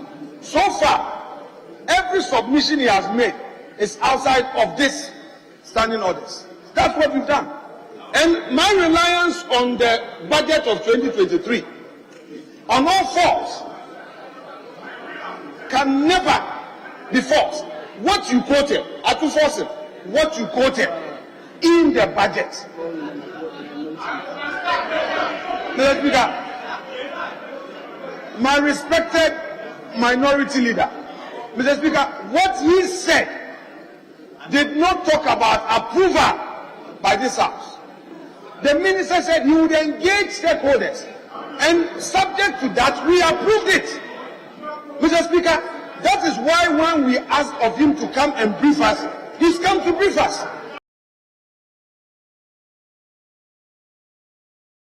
All this while, never took any step as a minority. They never took any step to attend to the concerns of the Ghanaian people. The minister has come to brief us, and you want to create an impression as though the minister has abandoned his responsibility.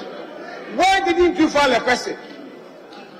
Why didn't you file a motion? If you are minded to get more information, what are you doing as a member of parliament?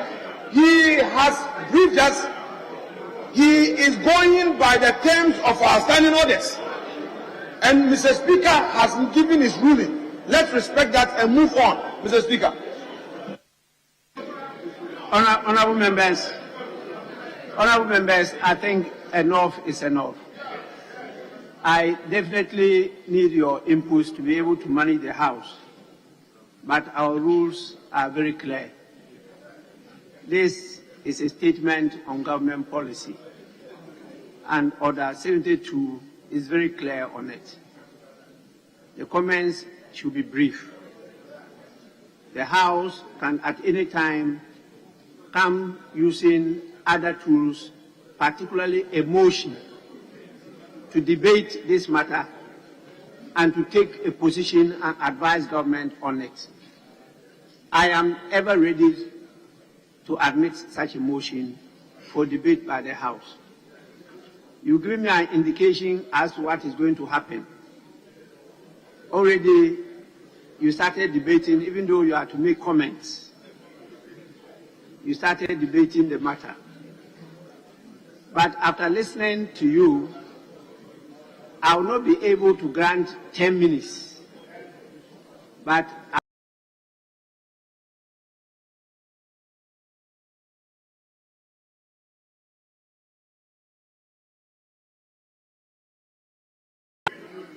I will stick to the 8 minutes per person. The leaders will not get the 20 minutes as requested.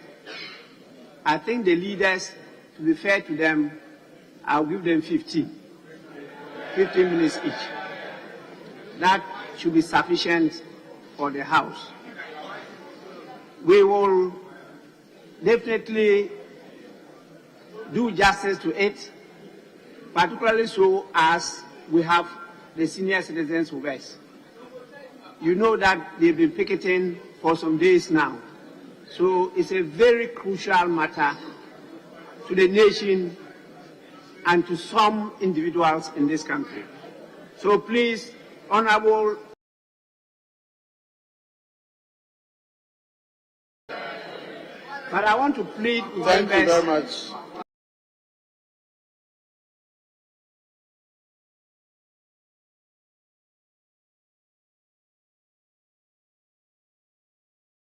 Not the language of debates in a chop bar or marketplace. Parliamentary language. So please, Honorable Isaac Adungo, you may start.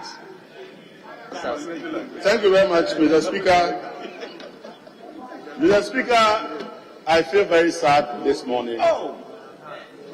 Not just because we've compelled our senior citizens who have served our country faithfully, have worked so hard to accumulate their pensions, and when we are in crisis, the vulnerable are the ones we prioritize. They are not the ones who take their monies. But unfortunately, today, they are the ones we are taking their money, and I don't know who we are going to use those monies to serve. But, Mr. Speaker,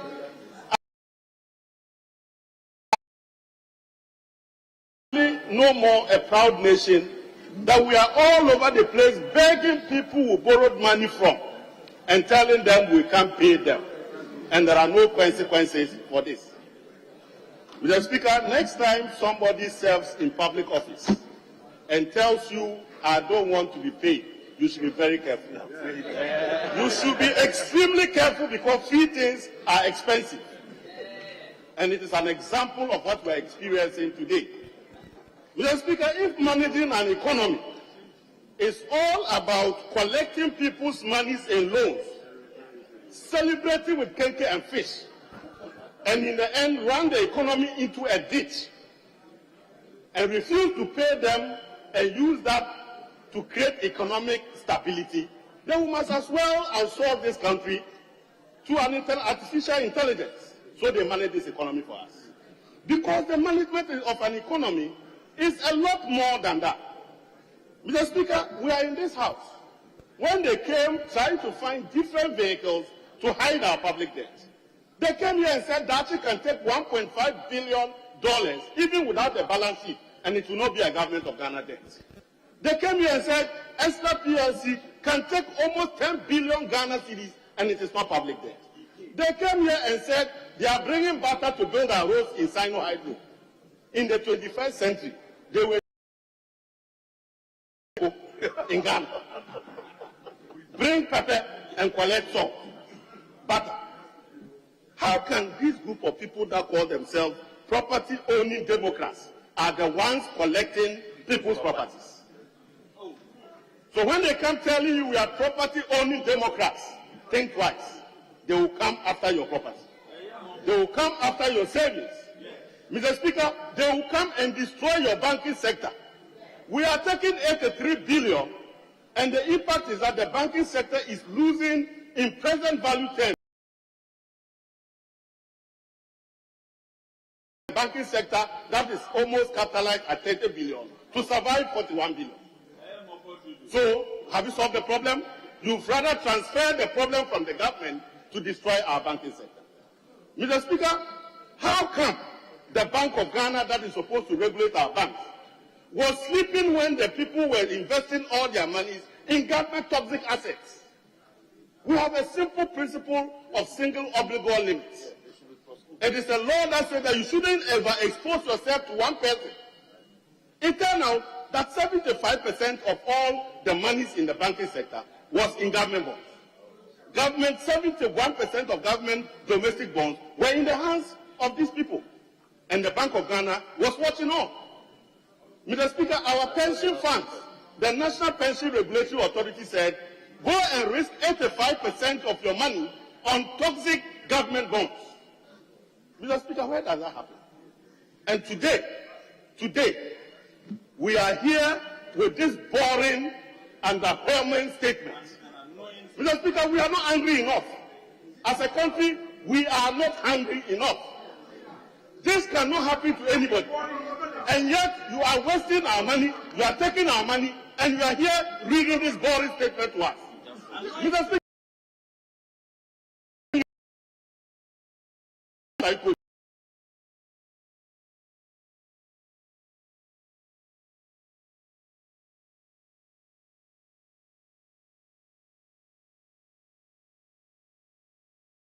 go to church, because in the end, this is what we get. This is what we get. Mr. Speaker, this matter, I want to make an appeal to you to refer this matter back to the Finance Committee for proper oversight. The Bank of Ghana must come to explain to us how they allow the banking sector to help itself. The pensioners must come and explain to us. Mr. Speaker, the Ghana Amalgamated Trust must come to explain to us. Mr. Speaker, as we speak today, the Bank of Ghana is claiming it is going to throw $15 billion at this point. Have we approved any $15 billion? They must come and explain to us how they are getting that money. Mr. Speaker, ever since this government assumed office... Honourable members, just focus on the statement. Minister, it's a statement. It is about our public debt, and it's about who gave us the money. It's the banking sector that gave us the money, and we knew, with all the rating agencies downgrading us, that it was going to crash, and the regulator was watching them until they crash. That is about the DE. Mr. Speaker, the finance minister is required by law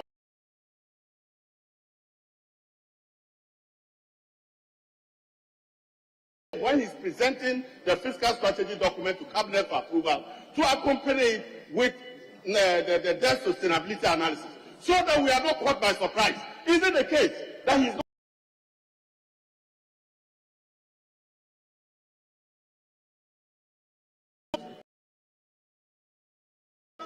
risk analysis to cabinet? Is it the case that he's not been doing it? How come we are suddenly surprised and we are losing our money? Mr. Speaker, how are we going to convince any individual to trust in the state, to give 1 penny to the state? We were taught in school, Mr. Speaker, that government debts are risk-free. Ken Ofori-Atta and people are now saying you lie. So we should unlearn all that we learned in school, because government debt now is more riskier than lending to Adongo. It is more riskier than lending to Adongo. So how do we now go back to reconsider the thinking of finance?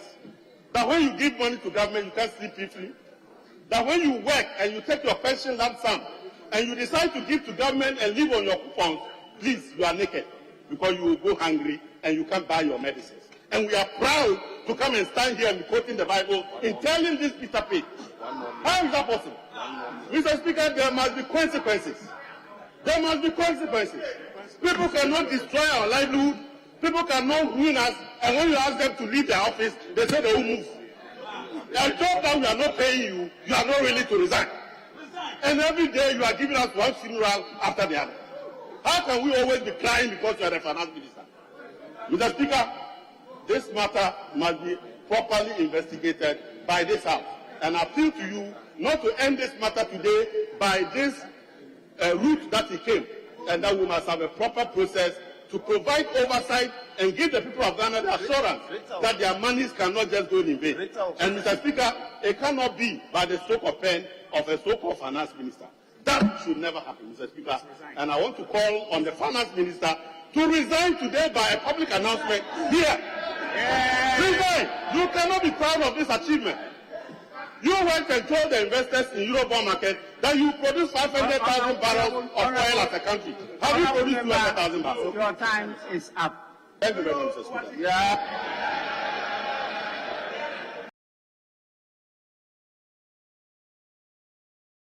The chairman of the Finance Committee.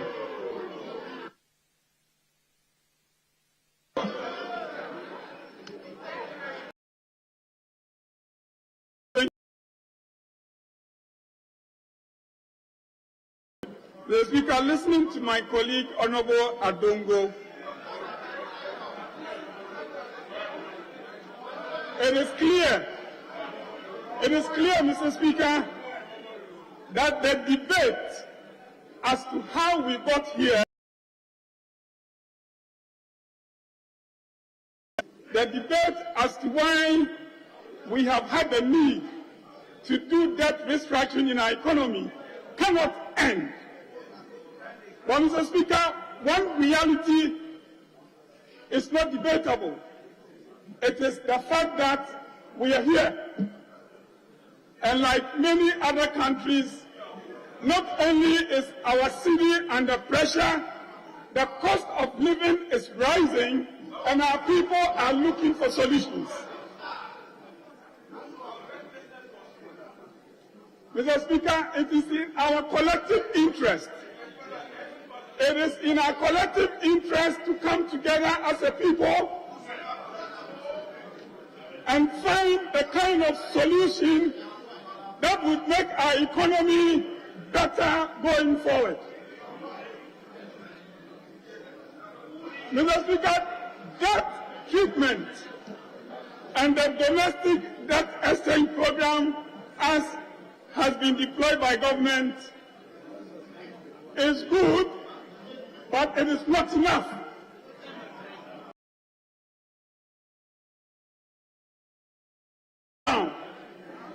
Would require more than a debt treatment.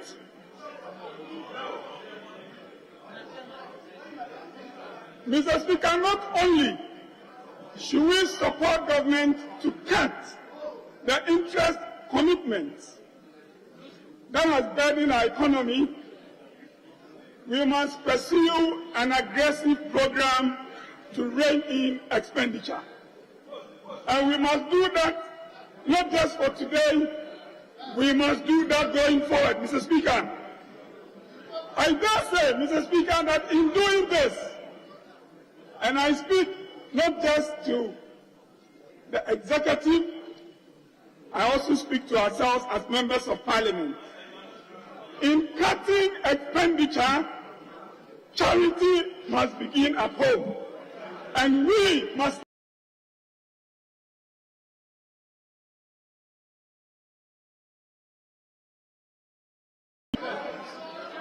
Mr. Speaker,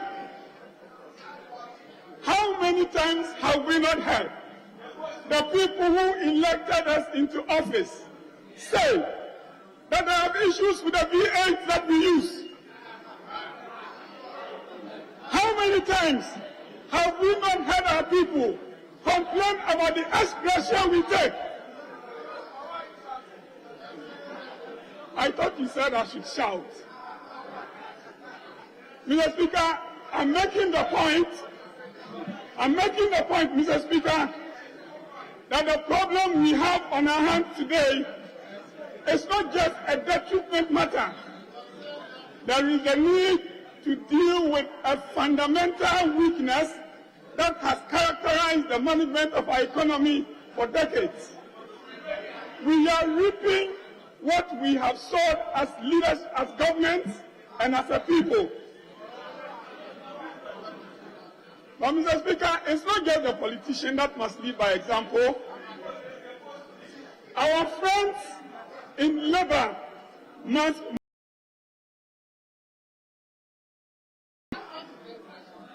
We must know that government expenditure can come from nowhere but either taxation or from borrowing. And when we put pressure on political leadership, the consequence is what we see before us today. Mr. Speaker, we should stop as a country. Mr. Speaker, because I said as politicians we must lead by example, my colleagues don't want to listen to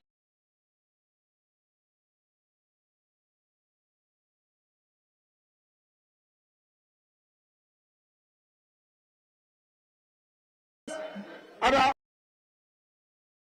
hoping that when we come to power, that we will do any better if the fundamental weaknesses continue to exist. Mr. Speaker, in conclusion on the debt, on the expenditures, we must simply stop distributing wealth we have not created. We must stop spending money that we do not have. But, Mr. Speaker, it will not even be sufficient to just rein in expenditure. Mr. Speaker, we must embark on an aggressive ourselves. We cannot continue hoping that somebody would pay their taxes in some country and then those people would lend the money to us or would advance the money to us as grants. A country that lives like that is living a lie. And we will be here again if we don't change. There will be another bad treatment in the future if we don't begin to mobilize more revenue. Mr. Speaker, not only do we call on government to be more radical in punishing people who do not want to pay their taxes, I also think that as a people, we must be more tax compliant. We must tell our constituents that government can only have money that we give to government. Mr. Speaker, I am confident that if we would learn from the things we are seeing today, if we would cut expenditure, if we will live within our means, we will live a better economy for the future. I thank you, Mr. Speaker.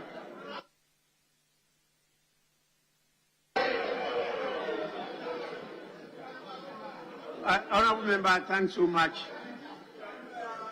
You used 6 minutes 44 seconds. It's now the turn of Honourable John Jinapo. Right, Honourable Speaker, let me first of all thank you for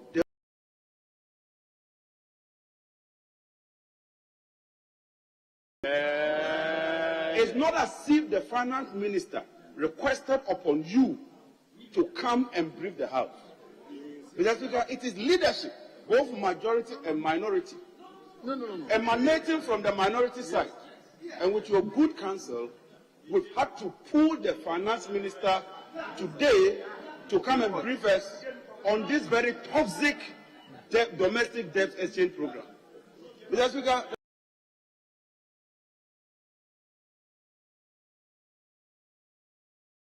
respected people from the international community seated there. When you digest all this, what does it mean? That's the most important thing. What has the finance minister told the people of Ghana? Mr. Speaker, I sum it simple. If you evaluate what the finance minister is doing and evaluate what #1 of Men's Gold did, the two are synonymous and the same. The value they say, there is no difference. #2, Mr. Speaker, if #1 had gotten this condition, his financial instrument or financial company would have existed as we speak today. And like Adongo said, there's a principle in economics known as the transversality condition. Yes.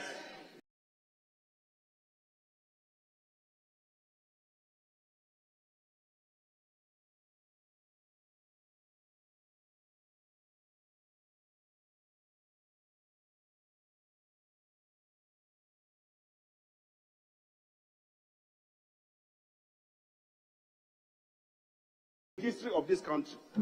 It never happened.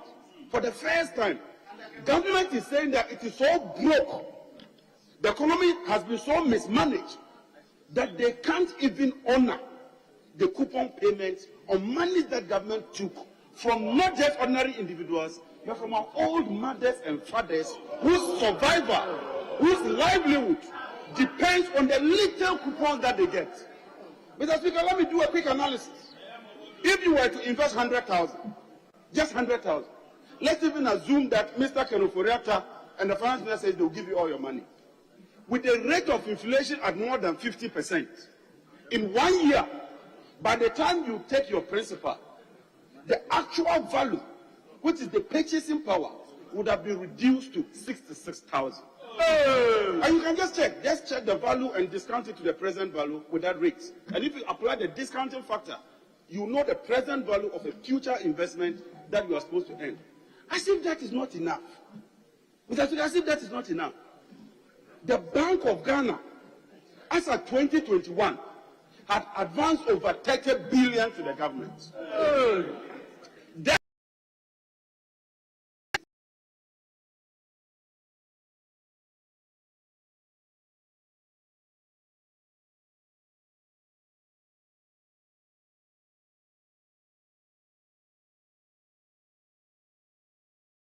Immediately, the Minister of Finance got the 40 billion. He announced that he has converted it into bonds. Why do you do this? You see, the issue is credibility. That is why the women and the men who are old, they don't trust the minister. Because look, the president told us that there will be no haircuts. It turned out that it was false. The minister himself promised us that individuals will not be part of this whole domestic debt instrument. He's here. He's on record. On record.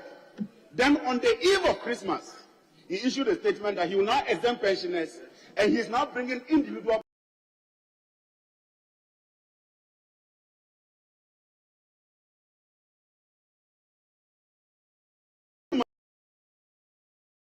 PP matter.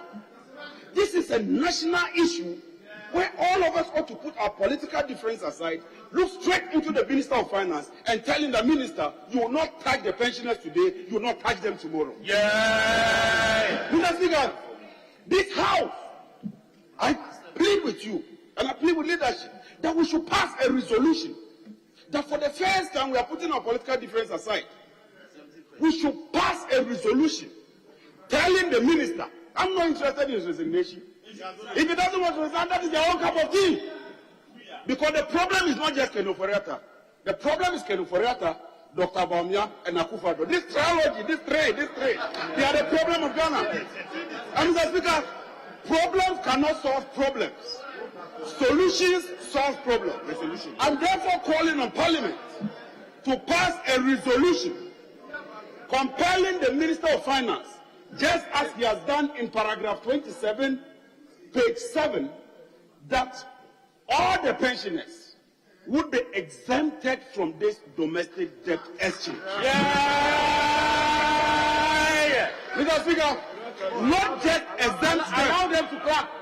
Not just exempt them. The bondholders, the pensioners, individual bondholders, their coupon rate, their principal, and the term of the original agreement should be sustained. Yeah.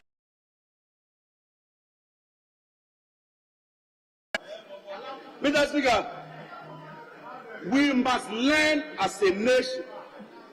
I want to commend people who have stood with us. People like Kwame Pianin, people like Kofi Amwaben, people like Sophia Akufu, and even in this house, I salute the venerable majority leader, the Honorable Oseche Mensabosu, for his stance on the individual debt bondholders as far as we are concerned. Leadership leader. And to do same before the old men and women watching us today. Mr. Speaker, there are 3 ways that government raises revenue. And Honorable Kwakwati, you mentioned 2. One is borrowing, but there's a third one. That is seigniorage, printing of money. How can the Bank of Ghana advance more than 40 billion to the government of Ghana in one fiscal year? What is the size of Ghana's economy? 55% of our. What is the size of Ghana's economy? I'm not surprised that the IMF has appointed Leonard Chumo as the financial supervision advisor to the Bank of Ghana. Mr. Chumo, please let me thank you and welcome you to Ghana. But let me plead with you, please open your eyes at the Bank of Ghana. I cannot trust that governor in one way or one bit. I beg you, open your eyes. Open your eyes. Scrutinize the documents and ensure that the right thing is done. Because in the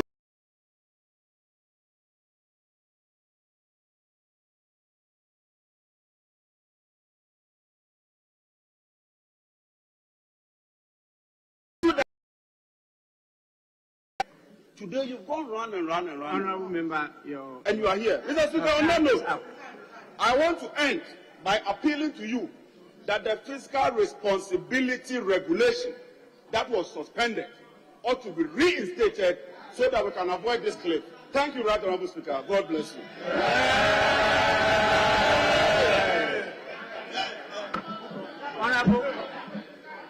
Honorable members,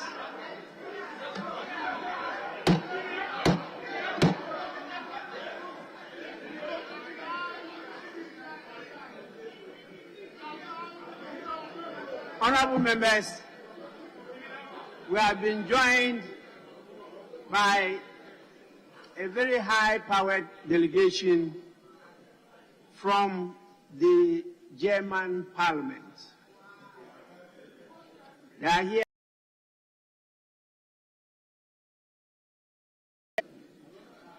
They focus on meeting the Committee on Legal Affairs.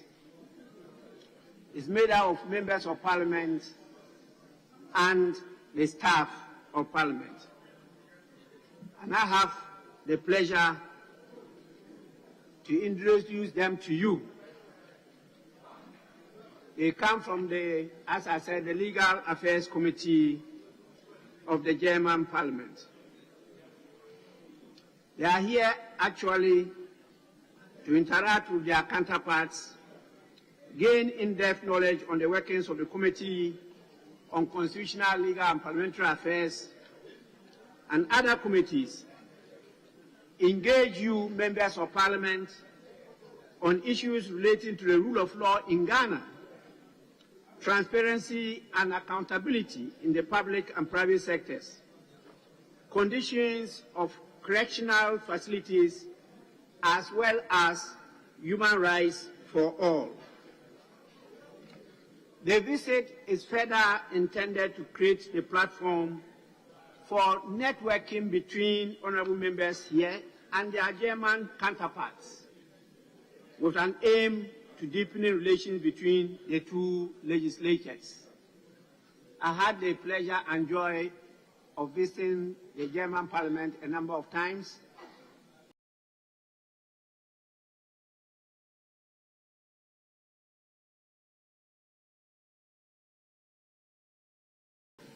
That there's a lot to benefit in having good relations with the German Parliament and the members of Parliament from Germany. They are being led by the chairman of the committee, that's the Committee on Legal Affairs. Her name is Honorable Elizabeth Winkelmeer Becker. Chair, you are most welcome.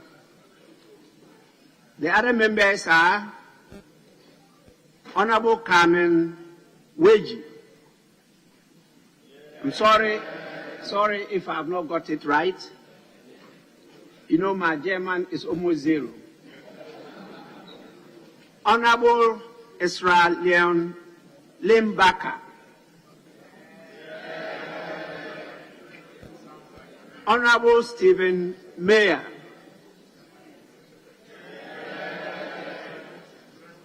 Honorable Philip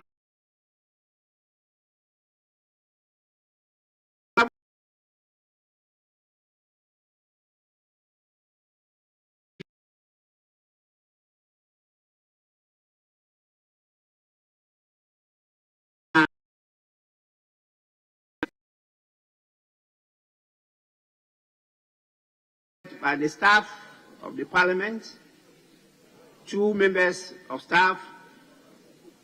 One is an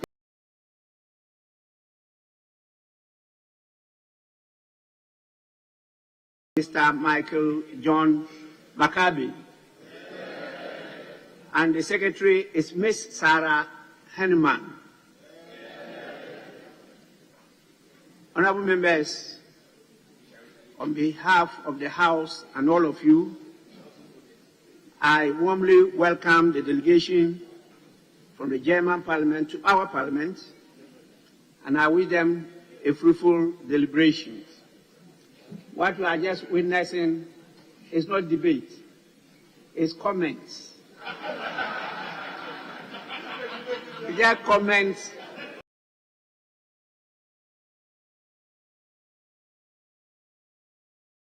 and so when we go to the debate, then it will be something else. It's very difficult to get the line right between comments and debates. And so, presiding officers, we have the heat on us. I'm doing my best to manage it. I hope at the end of the day, I'll still have all the members with me. So you are most welcome. And it's the turn of a member from the majority side, a deputy minister at the Ministry of Finance, our own member of parliament, Honorable Abina Osei Asare.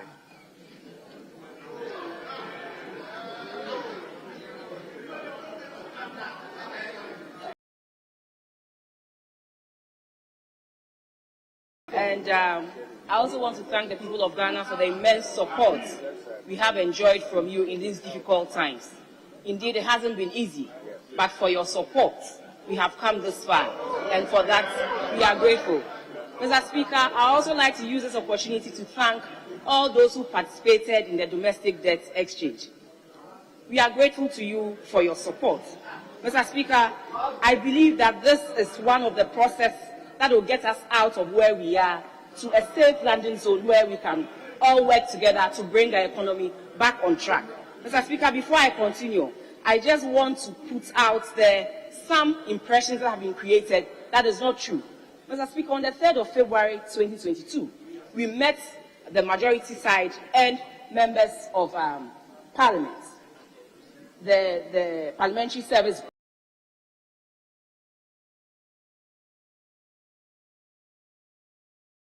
Want Parliament to give the Minister of Finance an opportunity to come over here and then explain the debt exchange to us. So if we stand here and say that we never did anything like that and that the Minister was called here, Mr. Speaker, on the 7th of February, if you remember, I even mentioned it. Mr. Speaker, on the 7th of February, the first day that this House, we came back, I mentioned that we mentioned it on the 3rd of February when we met Parliament and the government business. And so we are waiting for the Speaker to give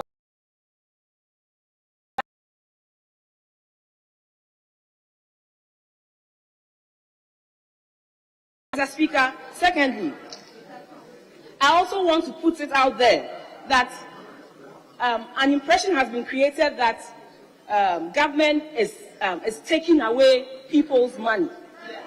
Mr. Speaker, we have a situation on our hands.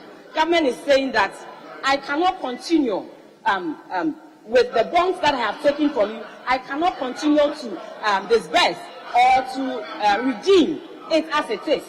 Because of where we are now, our debt levels have become unsustainable, and we need to do something about it. Mr. Speaker, anytime you mention our debts,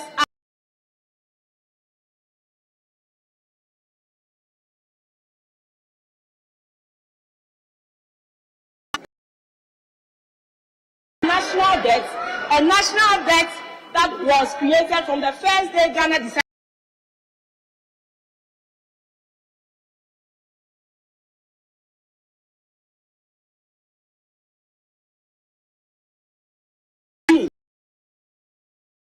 Mr. Speaker, last year we were paying our debts, we were servicing our debts until things started getting difficult. Things started getting difficult not as a result of only domestic issues, but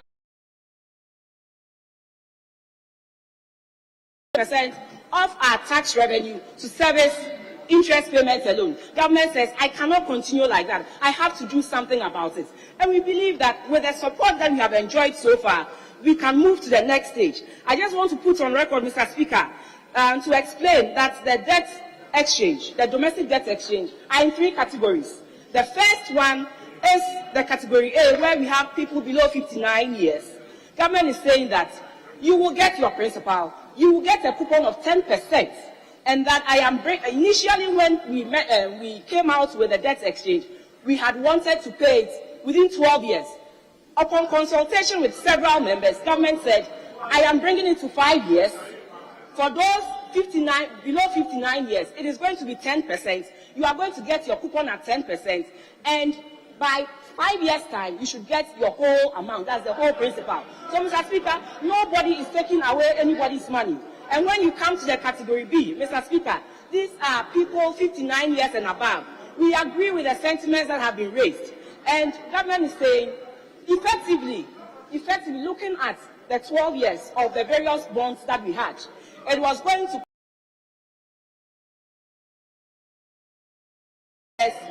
looking at what the situation where I find myself now, the 18.5% is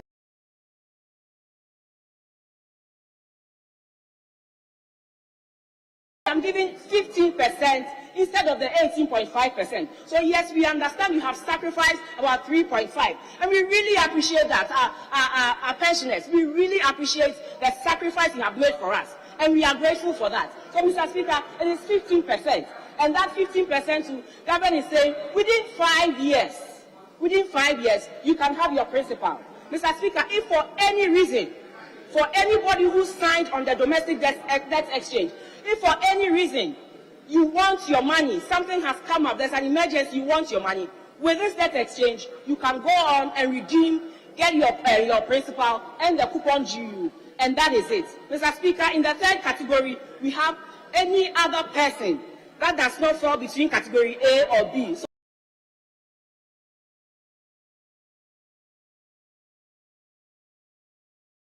which is below 59 years.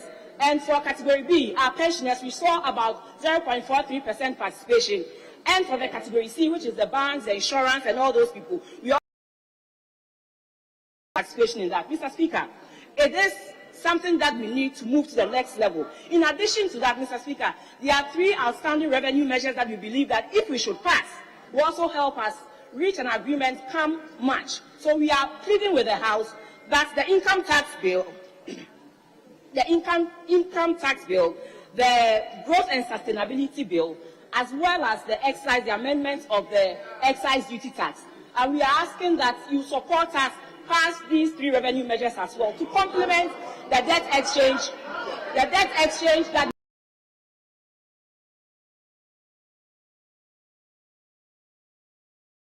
is opening. We believe that we can also go ahead and engage our external borrowers and make sure they also come on board. Because, Mr. Speaker, this is something that we believe we must do to help our economy move from where we are now to a place where we all can feel comfortable, inflation rates can drop, the market will start improving. First Deputy Speaker to take the chair.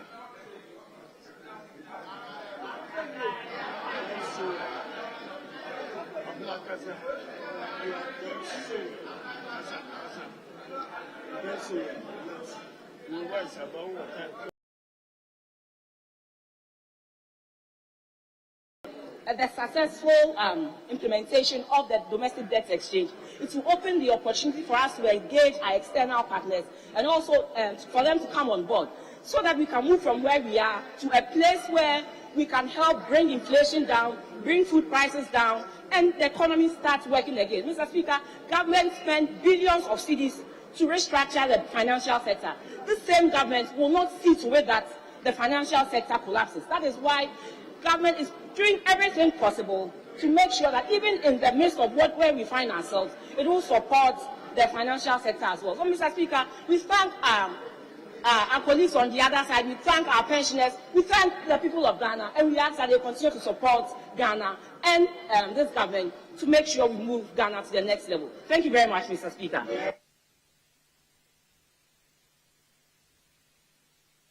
Honourable members, the next person is Samuel Okudzeto Blakwa.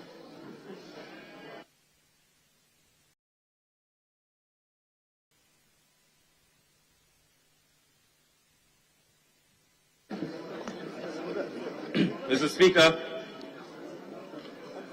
today is a terribly sad day for our country. A country which had so much prospects. First black nation to attain independence, the shining black star of Africa.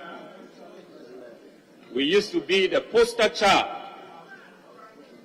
of economic growth, of democratic stability. This was a country that African nations were asked to emulate. Today, all of those gains have been eroded. We are at the precipice. We are on the brink of economic catastrophe, of Armageddon, of a cataclysmic economic disaster, because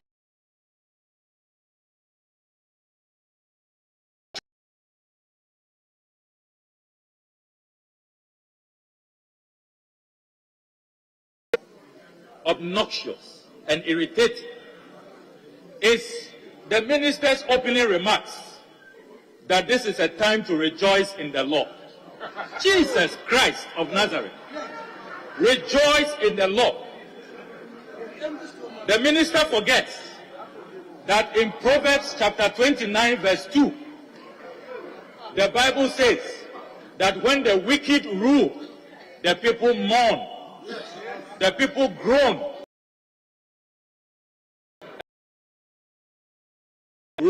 Proverbs 29:2.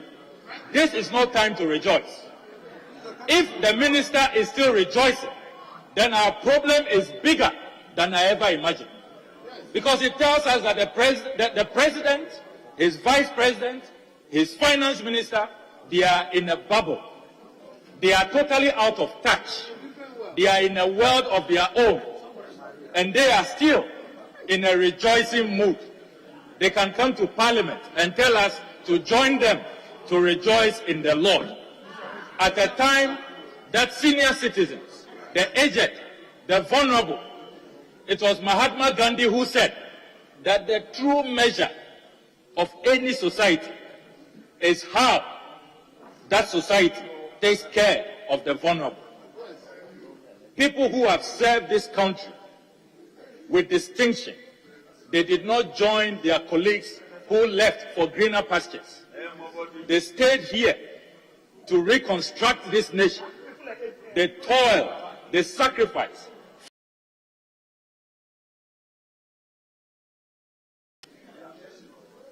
Are being taken away from them. Pensioner bondholders. They have even invited them to listen to them. You have distinguished illustrious sons and daughters of this country. Our role models, people we look up to. What would the younger generation say when they see those images? A whole former Chief Justice, Piketty. And let me salute the former Chief Justice and her colleagues. That despite their old age, despite their frailty, they have decided to stand up to be counted. And Mr. Speaker, what is even so annoying, when the finance minister met them, the finance minister, all he had to tell them was that Boami Namin Buao. You are actually doing Boami Namin Siehu. And you are saying Boami Namin Buao. How? How is this? Taking people's money from them, people's hard-earned investments, their life savings, and then you add insult to injury. Apart from rejoicing, quoting wrong scriptures that don't align with the times, you are adding Boami Namin Buao. Let the record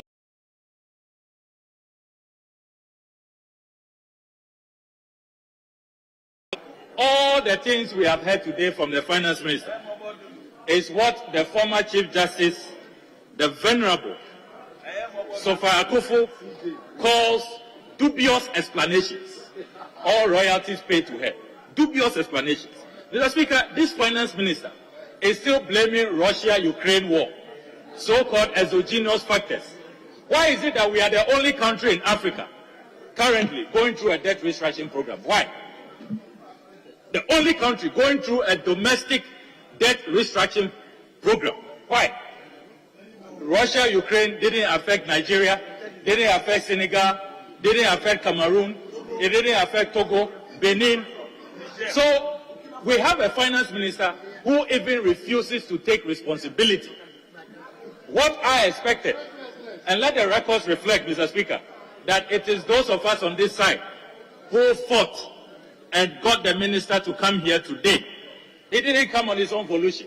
He will have gone ahead with this program without the input of Parliament, without the approval of Parliament. I raised this matter and made an application, an urgent application before the Speaker. But Mr. Speaker, what is even more troubling is that instead of this finance minister to come to Parliament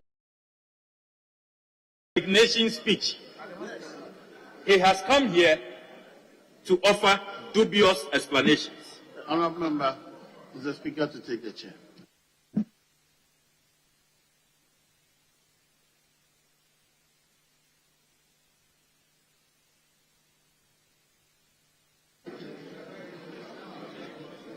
Yes, Honourable Member, you have two minutes. Two.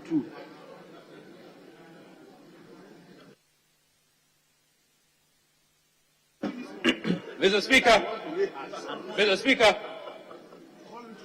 when you read the literature on this debt exchange program,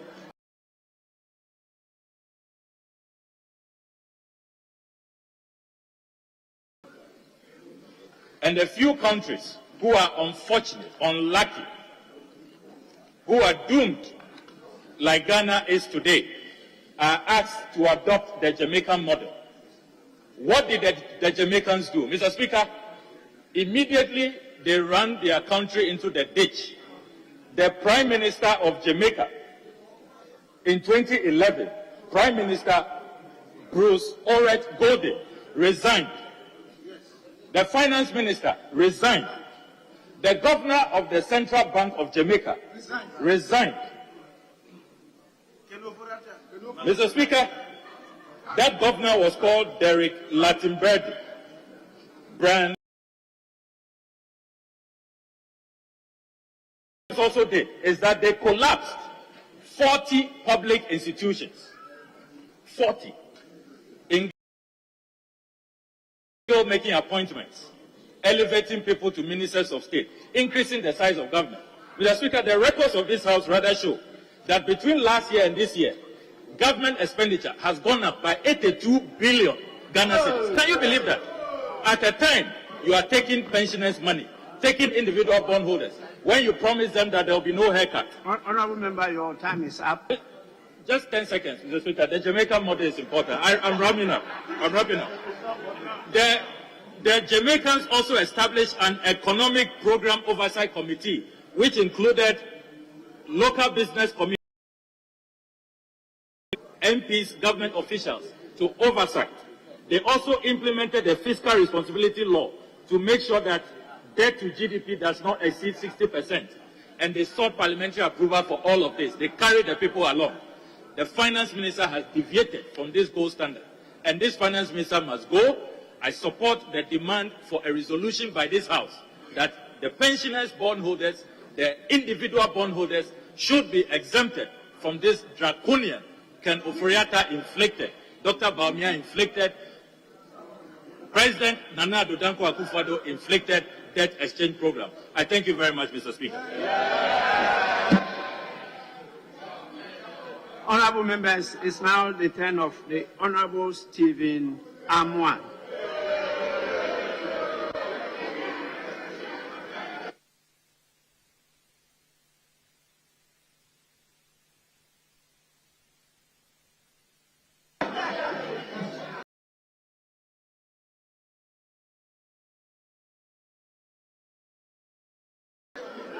I thank you for the opportunity given me. Honourable Member, don't be intimidated by the fact that you are before them. Go ahead. Thank you. That is why you always be my biological father. Mr. Speaker, before I speak, sorry, is it wrong? Okay. Mr. Speaker, before I proceed, before I proceed,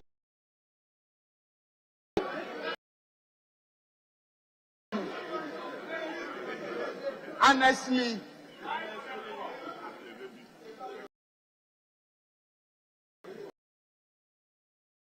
the mothers and the bondholders who are being confronted with this unpalatable but an inevitable fiscal policy that we as a country have to implement, I would like to say that we empathize with them. The hardship confronting us as a country, it was first done credibly even in the 2023 budget statement, that the President, His Excellency Nana Addo Dankwa Akufo-Addo, through the budget statement by the Finance Minister, demonstrated tremendous amount of empathy. So we like to let them understand that one day we are all going to grow to become retirees and pensioners. And it is not anything that we are all happy with. But I would like to give this scenario. If you have a child that has been diagnosed by a medical doctor and has prescribed a particular medicine, the medicine might, in the short term, give some sort of uncomfortable situation, such as vomiting and others. But without the medicine, you lose the child. This is where we find ourselves in. This is not a time to adopt political.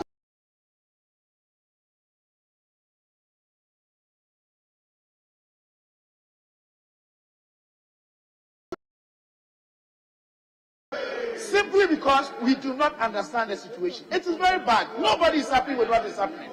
My government, the President, Finance Minister, all of us, even my brothers from the other side.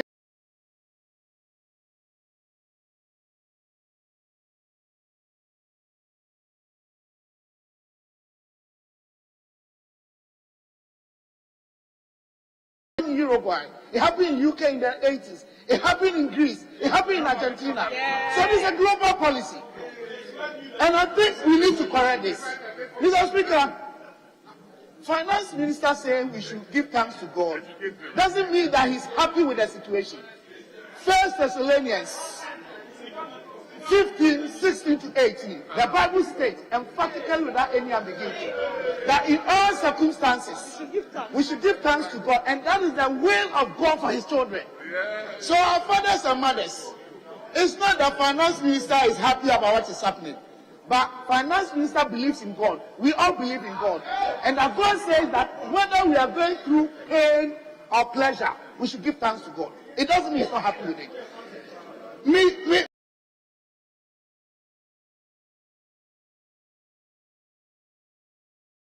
We need to explain to people. There is holdup. When we say holdup, it means the issuer, which is the government, is not in the position to perform its obligation of paying what he owes. It is something we are not happy with it. How did we get here? We got here because we are having high interest rate payments. It started from 2012. It increased to 2016. It started reducing up to 2018-19. Then we had this global crisis that put up an uncontrollable situation, said that for about 21 months, we're going to impair productivity in our country. We're not going to work, but we're being paid. From where? Private sector had to serve over 40,000 people, paying corporate taxes. We have shortfalls, revenue generation, over 12 billion. The only way the obligation, revenue generation domestically, was an uncontrollable situation. And what do we do today? Do we continue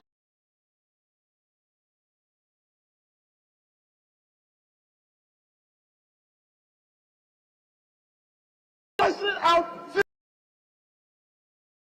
such as revenue generation? But because of the stimuli balance that we have, there was disagreement.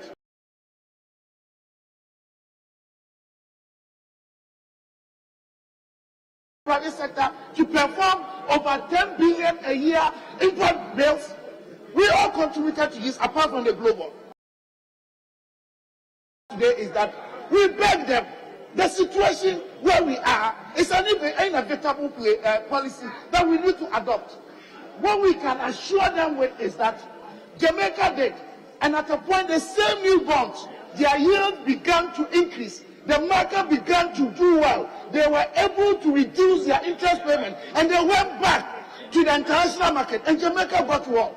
I can assure Ghanaians, if they will be patient with us, there were few challenges in rolling out the implementation. We are sorry, but I'm telling them today, as good managers of this economy, if they will agree with us and accept.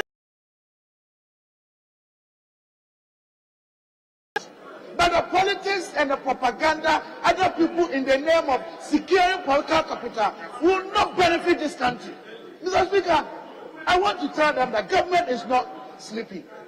On the side of the government, we are cutting 30% emolument for the executives. We are reducing fuel by 50%. We are taking away almost all the irrelevant projects, making sure that the fiscal space that is causing all these problems, we can consolidate it. So, Mr. Speaker, all that we are saying today is that, yes, some of the points raised by my brothers from the NDC, I agree with them perfectly. Now, we don't consider why we are here. When somebody is dying, if there's a convulsion, your child is going through convulsion, you don't ask how he.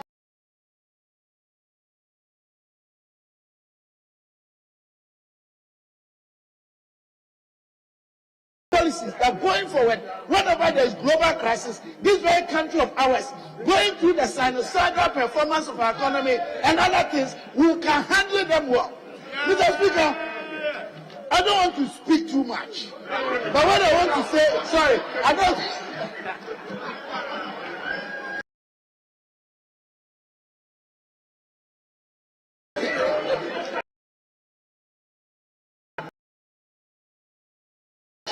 My brothers from the other side, that they are doing well, putting the government on our feet. But they should also do one this time and think of how this country, as a result of collectivism, we can secure things. Your time is up. Your time is up. Mr. Speaker, thank you very much.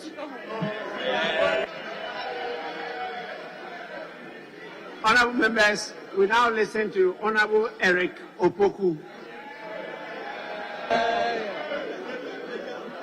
Thank you very much, Mr. Speaker.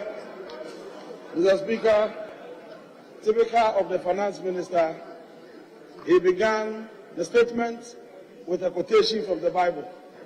And I would like to do the same thing. Mr. Speaker, 1 Kings, chapter 12.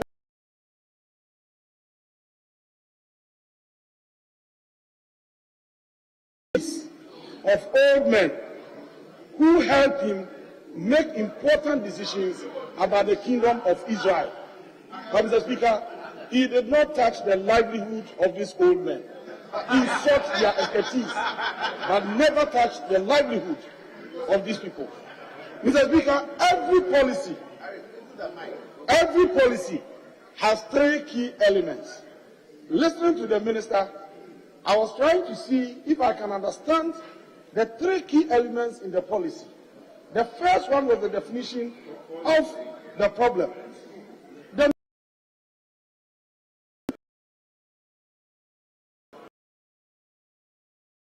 We are because of their unbridled borrowing for consumption.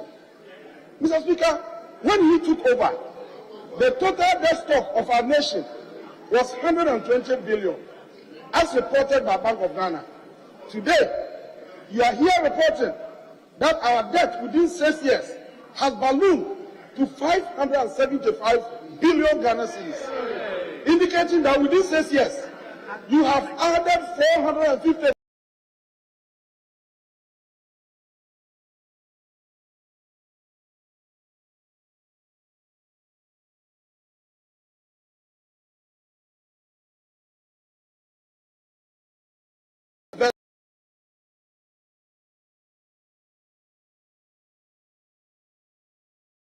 just because you borrowed for consumption.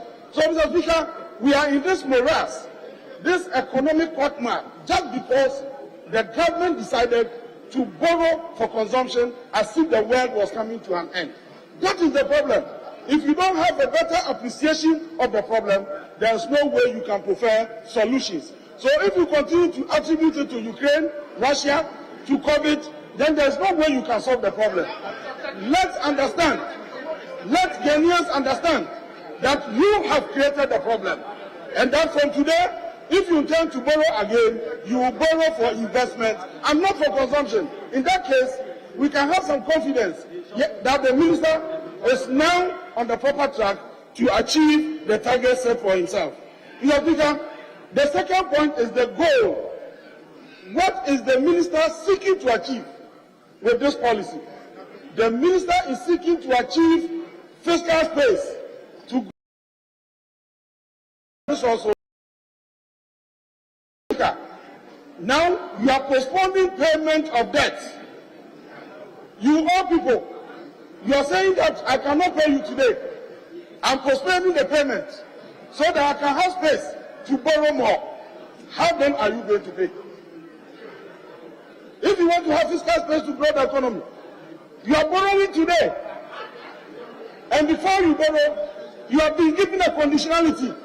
Go and reduce your debt from the 100.3% of GDP to 55%. And just because of that, what you're saying is that, no, I cannot pay you today. I'm pushing it up to 2037. After 2037, I'm going to borrow again, invest that money to grow the economy so that I'll be in the capacity to pay my debts. How can you do that, Mr. Speaker? So the goal is not achievable. And then, Mr. Speaker, what instrument is the minister seeking to use to address the challenge? He wants to fall on the savings of the aged, our mothers and fathers who have contributed their quota to this state. And as we speak, they don't have anything to live on except the little that they have saved. The minister is saying that without the savings of these people, Ghana cannot get out of the trouble.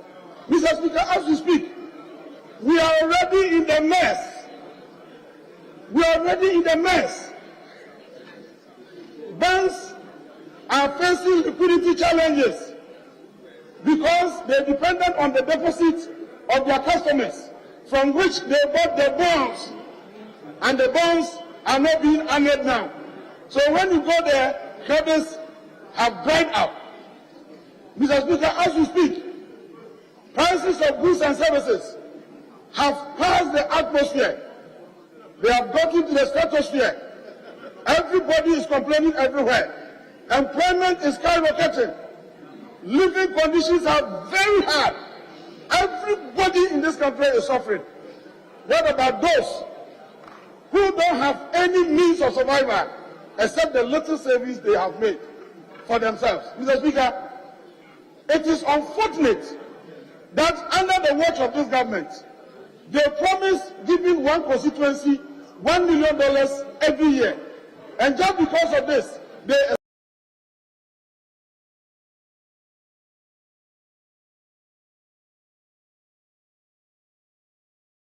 were never disbursed, but the authorities are there taking monies from the taxpayers to pay them and to service their offices. Mr. Speaker, if you want to reduce government expenditure, you can shrink the government, reduce the size of the ministers, reduce the size of government, collapse institutions, irrelevant institutions.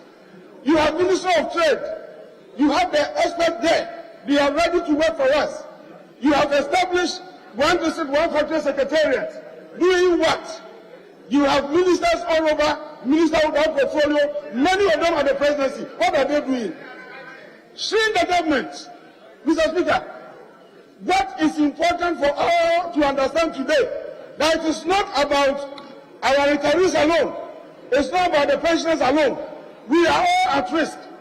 Mr. Speaker, the Auditor General, in its 2021 report, has reported to this House, under paragraph 239, that even this government, our SNIT contributions, the contributions that government workers have paid for SNIT, has not been paid to SNIT.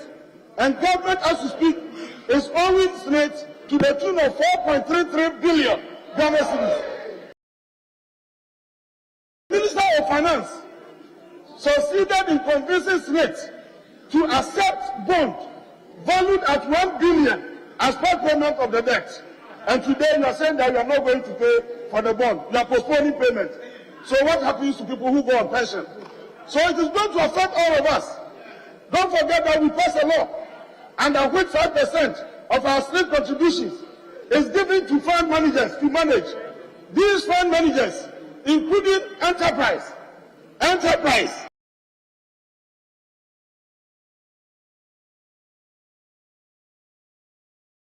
in bonds, anticipating that the bonds will be annual and they will get interest, and then when people retire, they will have their monies. Today, the minister is reporting to this house that such bonds cannot be annual. So all of us, all government workers, wherever you are located, agent alone, it is a fight for all of us. Mr. Speaker, this thing must not be allowed to happen in this country. In fact, I am even confused. I've been asking simple questions. Now you are saying that you don't have the money. You cannot pay your interest. So you are pushing it up. 2027. What do you have in the pipeline to pay for this money in 2027? What investment have you made? In 2027, where are you going to get the money from? It is just because of political expediency. You know, you just have 2 years. You have just 2 years in office. So within the 2 years, you are pushing all the debt beyond 2 years so that you leave the scene. And whoever succeeds, you will come and shoulder the mess that you have created. This thing must not be allowed to happen. Mr. Speaker, the minister ought to have resigned long ago. The minister for finance ought to have resigned long ago. Our colleagues, on the other hand, they share this view with us. They agree with us that the minister is messing up the economy. It is because of his relationship with Mr. President that he is still in office. And he continues to destroy the foundations of this economy. So Ghanaians must rise up. We must rise up against the incompetence, the recklessness of the Honorable Minister of Finance. Honorable Member, your time is up.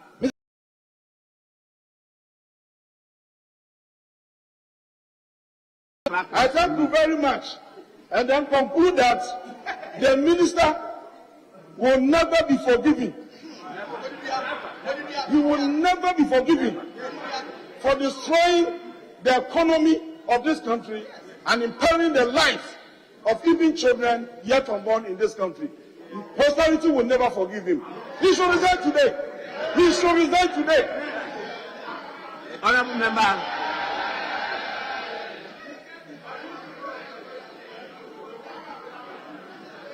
Honorable Member, Honorable Eric Opoku, I heard you quote the Bible, but this your last statement is not biblical at all.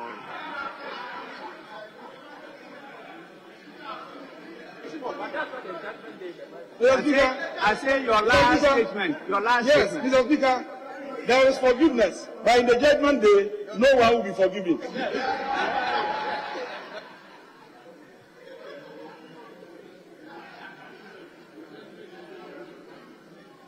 Honorable members, it's the turn of the Honorable Ajapa Mesa. Honorable Ajapa Mesa.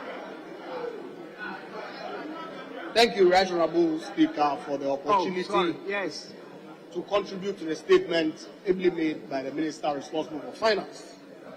Speaker, I must commend the Minister for attending upon the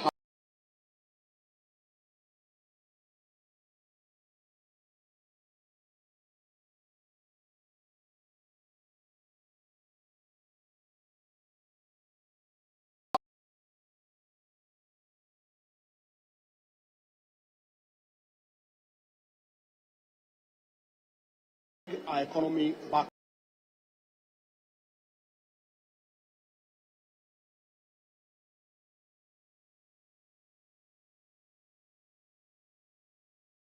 Empathy towards elders and senior citizens who have appeared before Parliament today. Obviously, at the Ministry of Finance in the course of the week.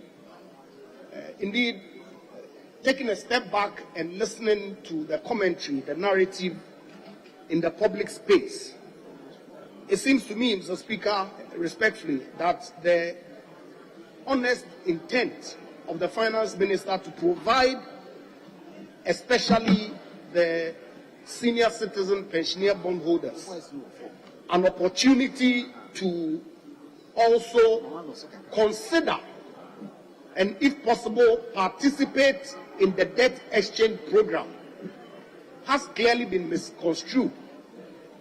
But, Mr. Speaker, it's not surprising to me because with my past experience as a banker, I know that what the Finance Minister is seeking to do, really, having regard to how bonds work, is that you purchase the instrument. What that means is that you are not entitled ordinarily to redeem that bond until it matures.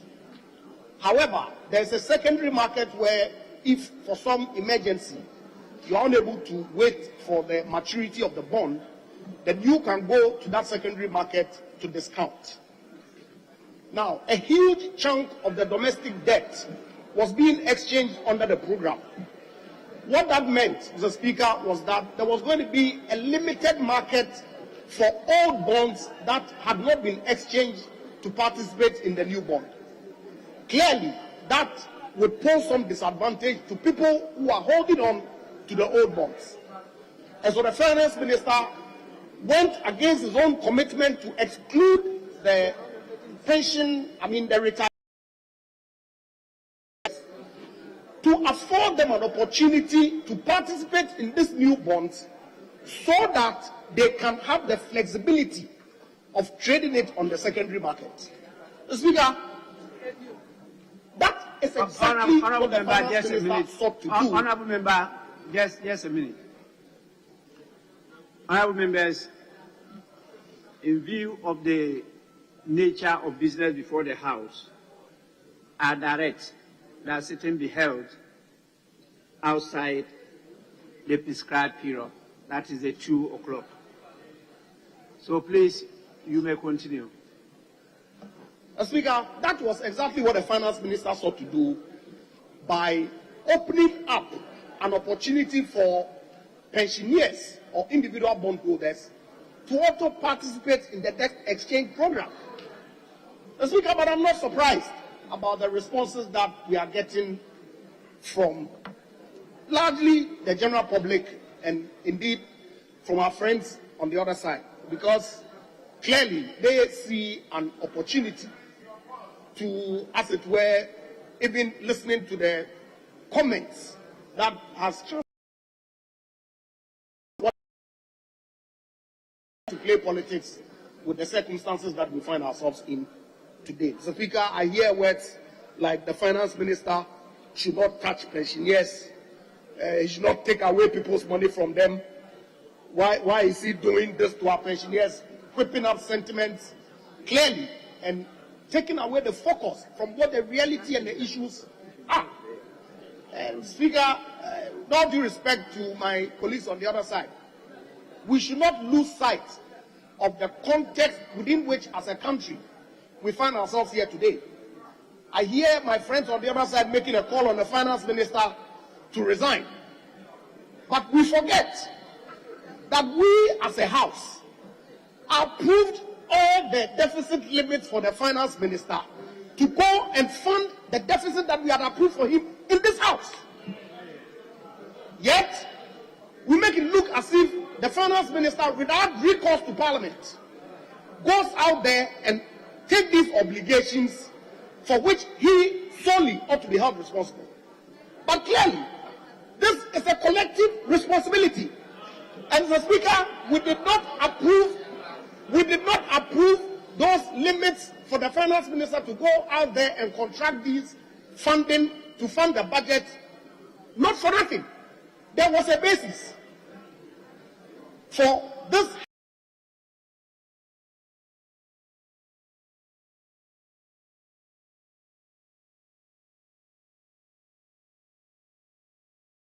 And 2017 and 2019, Honorable Okujeto Ablakwa made references to Ghana being touted as the poster child of Africa. Indeed, it was true. We all witnessed those comments from the global community. So what happened post 2019 is a matter that ought to agitate all of us mind. That we were faced with a global pandemic which was not known to anybody, and so we had to react in a certain manner to protect lives and livelihoods. Indeed, and we are using COVID-19 and Russia-Ukraine as excuses. Why are other countries in Africa not suffering the same fate? Speaker, we conveniently forget that not many African countries, apart from Ghana, had energy sector bills that needed to be paid for. We conveniently forget that not every African country had a banking sector crisis that the IMF had identified as far back as 2014, that the assets were toxic and needed to be cleaned up. We conveniently forget that all these bills that the finance minister had to contract and pay for were unique to Ghana and not every other African country. And so, obviously, our response to the COVID-19 pandemic and the Russian-Ukraine war is obviously going to be different from what other African countries will suffer. These are the facts. Mr. Speaker, as the Deputy Finance Minister, Abina Osiasari, indicated, we are where we are, and we need to make progress. As a country, it is important for us to look at what the issues are and to make a determination whether indeed taking or proposes to take. Indeed, the debt exchange is now closed, and he is indicating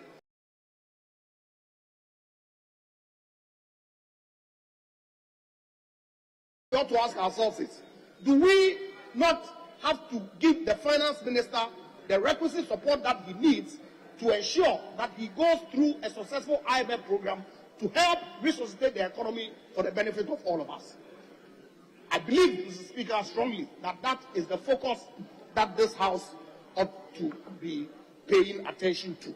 Indeed, if you look at the statement, especially in paragraphs 9, 11, 17, the finance minister provides a clear context why he took the decision to go through this program. He's provided responses with respect to what it is that he has done, the context of the debt exchange programs in paragraph 25, bring back our economy into a situation that the Ghanaian people would benefit to the pre-COVID environment where Ghana was indeed touted as the poster boy. And I'll urge all of us to throw our weight behind the finance minister and encourage him rather than condemn him so that he can work hard together with his team to bring our economy back on track. I thank you, Right Honourable Speaker, for the opportunity. Thank you so much. I added 1 minute to your time.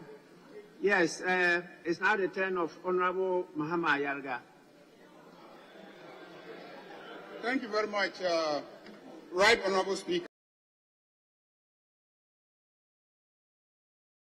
Recollect when we discussed the business of the week, we on this side, to the absence of an arrangement for the finance minister to appear before this House on the issue of the domestic debt exchange. So, Speaker, I added my voice to that call by reiterating that indeed something even more fundamental was at stake. And that fundamental issue was the very legality of the conduct of the finance minister. Is the conduct of the finance minister on his own, without the authorization of this parliament, to go and renegotiate terms and conditions of loans that he had entered into with bondholders and vary it to their detriment, whether or not that was legal? Mr. Speaker, that for me is the fundamental issue. It is not about exempting any particular category. It is whether or not our finance minister has legal authority to do what he's doing. And I want to demonstrate to the finance minister in my comment that he has no legal authority to go and renegotiate any loan without the approval of this House. Mr. Speaker, In Article 181, clause by the government on behalf of itself or any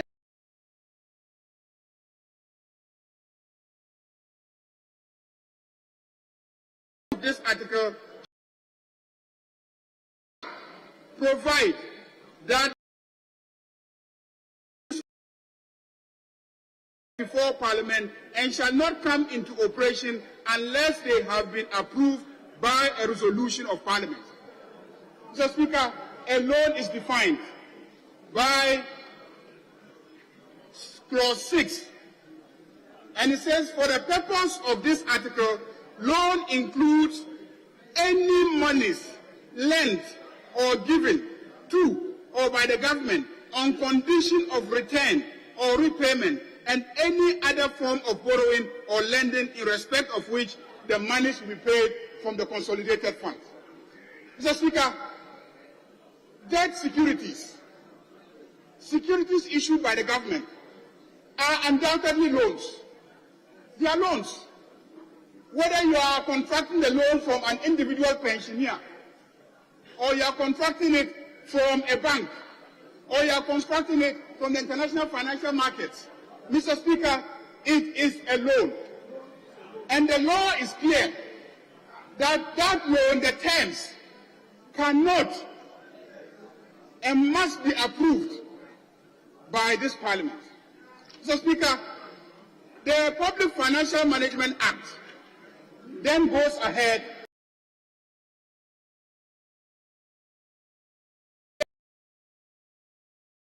and it provides, Mr. Speaker, government borrowing and debt management. That is the Public Financial Management Act 2016, Act 921, Section 55. It says that subject to Article 181 of the Constitution and this Act, the Minister has the authority to raise a loan on behalf of the government, both within and outside the country, and in local or foreign currency, subject to Article 181.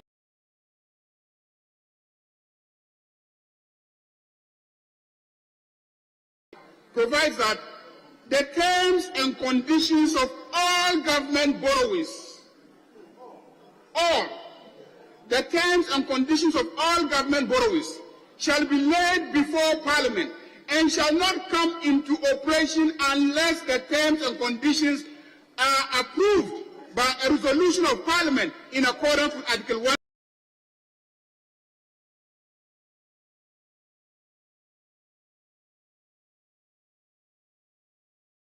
Mr. Speaker, if you don't know, this Public Financial Management Act repealed the Loans Act. I have read the Loans Act as far back as when I was a law student. Mr. Speaker, it is obvious that all forms of public borrowings must be approved by this House. And so changing the terms and conditions must equally be approved by this House. It must be approved by this House. So the Minister of Finance cannot be a law unto himself and be running wrecks on the lives of innocent people by changing the terms and conditions of a loan that they have contracted with the government of Ghana. Mr. Speaker, this is what is in issue today. This Parliament is being called upon to stand on the side of our citizens because they elected the president to manage their welfare, and they elected us to protect them from the same president. That is our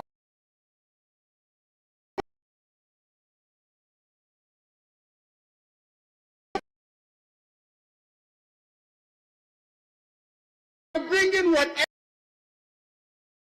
bondholders to this House so that we will be the ultimate deciders of whether it is acceptable. He cannot enforce the changes. It is unconstitutional. It is illegal. It is inappropriate. And that is what is an issue.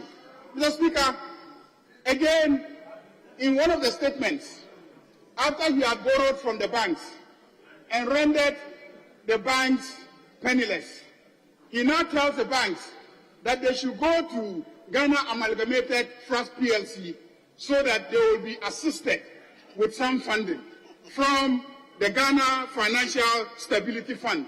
Mr. Speaker, again, you ask the finance minister, who is GATT? Which law established GATT? Is GATT a public entity?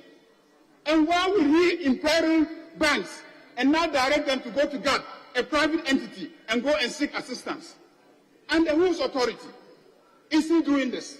His own authority?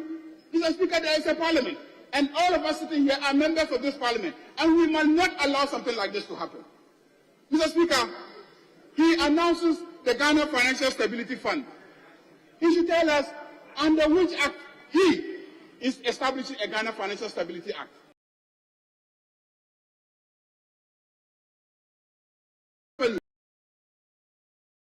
As finance minister, to release money under the name of a Ghana Financial Stability Fund to assist the banks.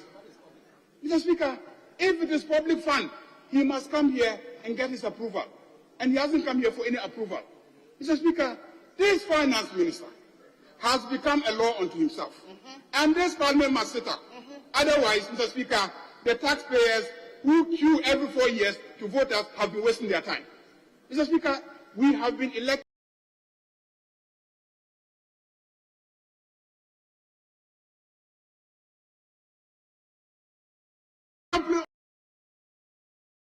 We will stand to be counted. We will stand to be counted. Mr. Speaker, this parliament cannot accept what has happened.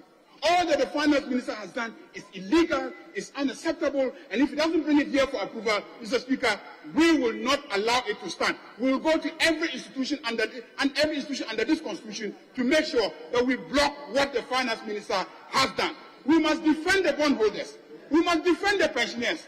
We must defend the owners of the banks. We must defend anybody who has given some confidence, invested confidence in the government of Ghana, of which we are all part, and lend his money to the government. We must defend them today. If we don't defend them, then we are all wasted, Mr. Speaker. Mr. Speaker, I am one of those who demanded that the finance minister should be here, and it is because of this important constitutional matter. Your time is up. So, Mr. Speaker, in concluding, my basic comment is, Mr. Finance Minister, everything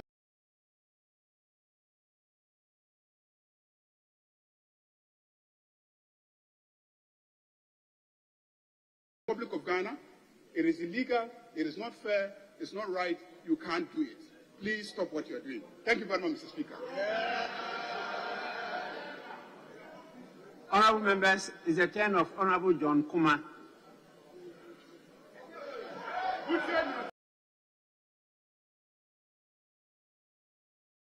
Mr. Speaker, I thank you very much, and I want to bring to the attention of the House the good news that the Finance Minister has brought to us today.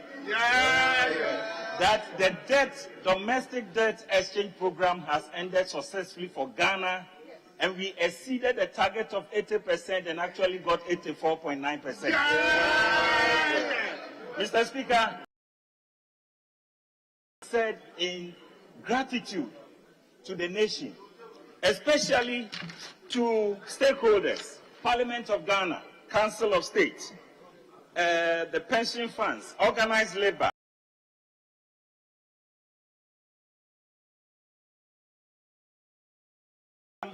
at a huge sacrifice. But we have proven once again that we are a nation of patriots and full of nationalism, and we will rise to preserve Ghana on any day in any difficult times. And this is what the report is talking about. Mr. Speaker, we have been asked by our friends on the other side that how did we get here? And one friend said, Ghana used to be a poster child of economic growth. That achievement was done by the Honorable Ofori-Atta. In 2017, 2018, 2019, Ghana achieved one of the fastest economic growth in the world. Mr. Speaker, not in Africa, in the world. We are where we are today because of misfortune. Mr. Speaker, in 2020, COVID struck Ghana. COVID struck the world. Ghana is not an exception. And as we speak today, Mr. Speaker, my friend asks, why is Ghana the only country going through debt restructuring? Mr. Speaker, maybe our friends are not following globally what is happening. As we speak today, over 30 countries have run to the IMF for one support or the other. As we speak today, Zambia is before the world for debt restructuring. Ghana is before the world for debt restructuring. Egypt is also going through debt restructuring. And several other nations are going through debt restructuring. So, Mr. Speaker, the evidence of what we have done with the borrowing is in all the sectors of Ghana. Speak about education sector, health infrastructure, talk about energy, talk about security, our roads. Every aspect of our country is evident of what we did with the borrowings that we took. Yes. But, Mr. Speaker, let me deal directly and give hope to our individual bondholders, especially our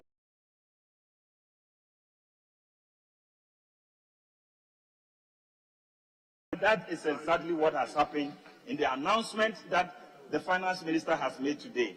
There has been no haircut in the successful execution of the domestic debt exchange program, Mr. Speaker, and it has remained voluntary from day one until now. There has been no haircut. All principles of all stakeholders have been maintained. Yes. Mr. Speaker, we have also been accused of flip-flopping, promising that there will be no individual bondholders taking part in the domestic debt exchange. Mr. Speaker, the same accusers forgot that initially we promised to include the pension funds. Mr. Speaker, in a democracy, you govern by engagement. Engagement came to the conclusion that we must rather replace pension funds with individual bondholders. And Mr. Speaker, we want to thank individual bondholders for their graciousness. We can preserve pension funds and deal with it differently in these circumstances. So, Mr. Speaker, there's no flip-flopping. We have done exactly what we needed to do to achieve success for this country. And we are told that people resign in Jamaica. We should look at Jamaica example. Mr. Speaker, I want to ask the colleague, was Jamaica example caused by COVID? Has he read the circumstances that led to Jamaica's situation?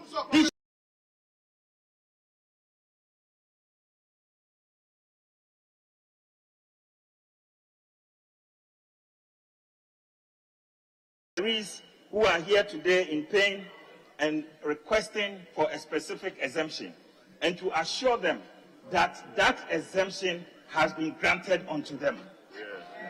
Mr. Speaker, subsequent to all the engagements and picketing, in a letter dated 15th February 2023, addressed from the Ministry of Finance to the Pension Bondholders Forum, reference Dr. Edu Entry on their appeal for exemption from pensioner bondholders from the DDEP.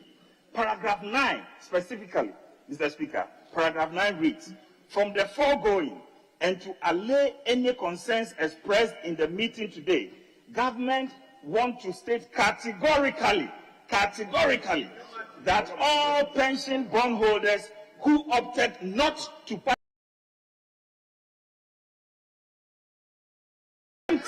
from the DDEP.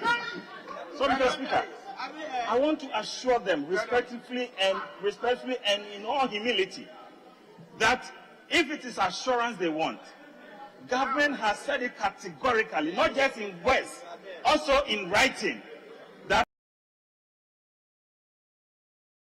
Mr. Speaker, why did some of them participate?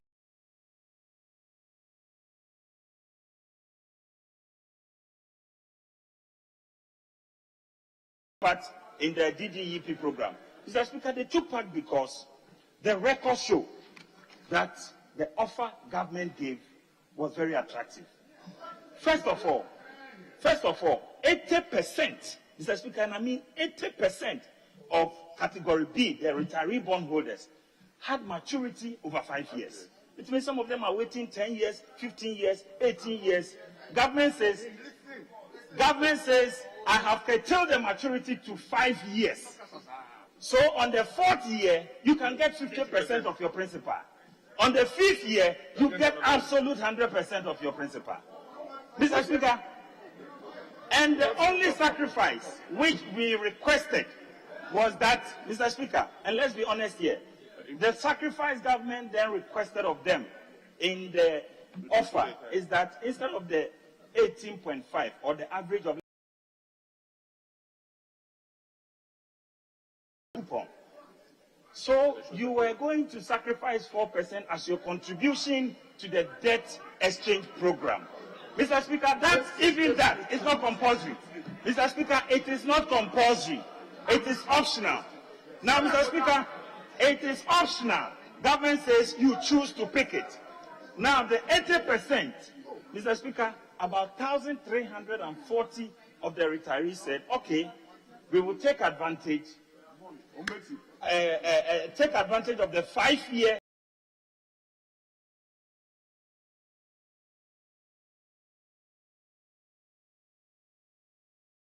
in the event that there is an emergency, which, let's say, a health condition, and I have to trade off the bond coupon that I have, there will be no market, or there's less market attraction for the old bonds as compared to the new bonds. Because as we speak today, per the results, almost 85% of all bonds have now been migrated into the new bond market. So there's a less bond market for the old market. That is not a government situation. It is a market determination that can affect the value of your bonds, Mr. Speaker. So this is why opportunity was offered. It is not to force anybody. It is not compulsory. And Mr. Speaker, they wanted the word exemption. We have put it in words, and I'm confirming it today. All those who did not participate, please rest assured, you are exempted. Your bonds will be paid, your coupons will be paid, and your principals will be paid. Honourable Member, your time is up. Your time for is us up. to keep fighting. Your time is up. Oh, Mr. Speaker, so in conclusion, Mr. Speaker, I just want to thank you and to thank the Minister and to thank all Ghanaians who. Mr. Speaker. Yeah. Honourable Members, we now listen to the Minority Leader, Honourable Atuforson.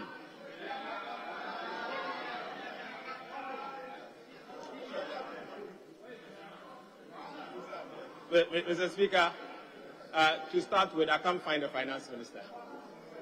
Mr. Speaker, it is important.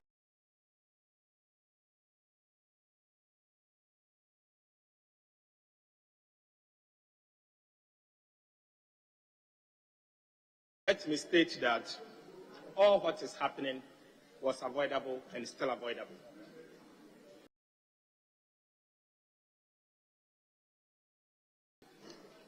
You don't do it if you are not sure of its repercussions. Mr. Speaker, you only do it knowing very well that it will solve a problem. But unfortunately, what the Minister of Finance and the government is doing today will hurt the people of Ghana big time. Mr. Speaker, I say this for a simple reason that why no African country has ever restructured its domestic debt. There is a good reason why Ghana has never domestic debt. Today, Ghana is the first country in the entire Africa ever to restructure its domestic debt.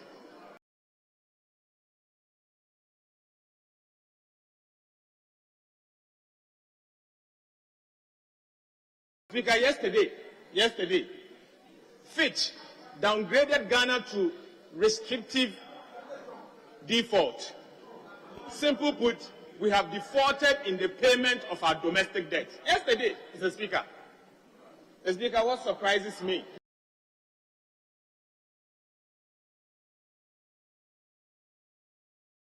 engaging in burden shifting. Mr. Speaker, I say burden shifting for a simple reason.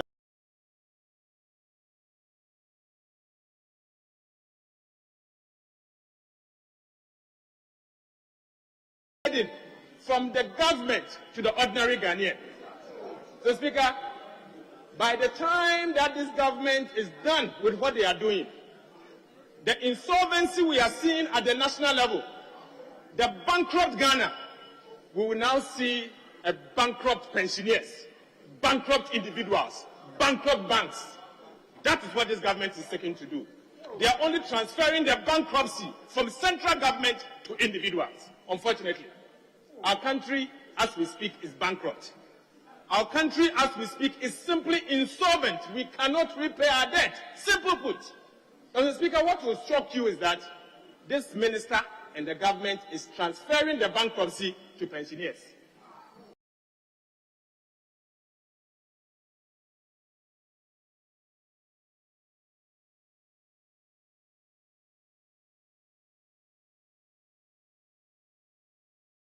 Don't be surprised that by the time that they are done and dusted, we will have to engage in banking sector cleanup once again. Because, the Speaker, our banks are going to obviously collapse. The Speaker, I have cited a Bank of Ghana report that says 17 banks are at risk as a result of what is happening. 17 banks. And so I urge the minister to be careful in what he's doing, not to transfer the bankruptcy to the private sector. The Speaker, to continue on this part, the Speaker, I say this for a simple reason that what is happening is self-inflicted. One, Mr. Speaker, this government started in 2017 by engaging in unsustainable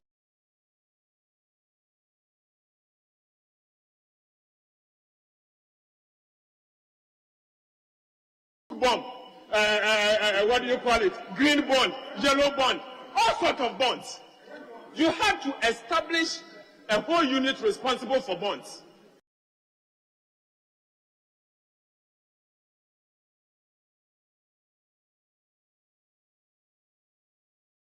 Mr. Speaker, one time I called the minister Ofori-Bond because all what he knows is to engage in borrowings.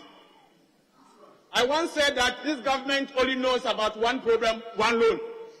This is the terminal report. It's self-inflicted. And when we asked him to start dealing with the problems, Mr. Speaker, he refused. He told us yes that he's not going to IMF. The deputy minister there, he said he's not going to IMF today, tomorrow, until the kingdom comes. Today you are there.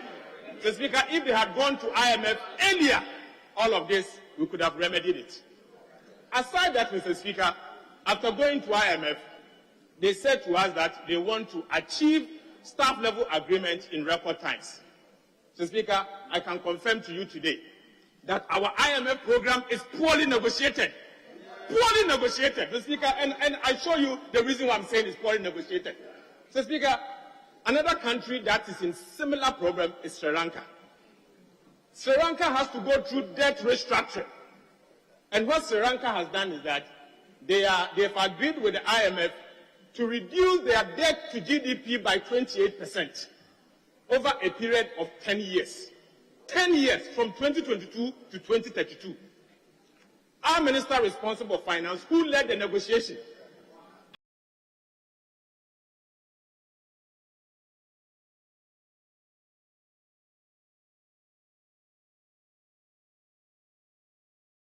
of 6 years. Mr. Speaker, simple put, Ghana seeks to reduce our debt to GDP by 45% plus in 6 years, as against Sri Lanka seeking to reduce this by 28% by 10 years. So, Mr. Speaker, simple put, for those of us who doesn't understand, this means that Ghana's adjustment is more harsh. It's harsher. Mr. Speaker, it is harsh in the sense that, Mr. Speaker, if Ghana had negotiated this in a longer horizon, domestic bondholders, debt restructuring, particularly domestic, would have been avoided. That is why Sri Lanka is not doing domestic debt restructuring. That is why they are not doing domestic debt restructuring. Mr. Speaker, I repeat, our colleagues, the Minister of Finance who led our team to the IMF to negotiate, did a very bad job. They did a very bad job. So all of this was avoidable. All of this was avoidable. Today we had to contend with a situation that even pensioners had to sacrifice part of their money. Mr. Speaker, I beg to say that what is happening in this country, time has come for us to put the brakes. Mr. Speaker, it is not for nothing that if you look at the Constitution of the Republic of Ghana,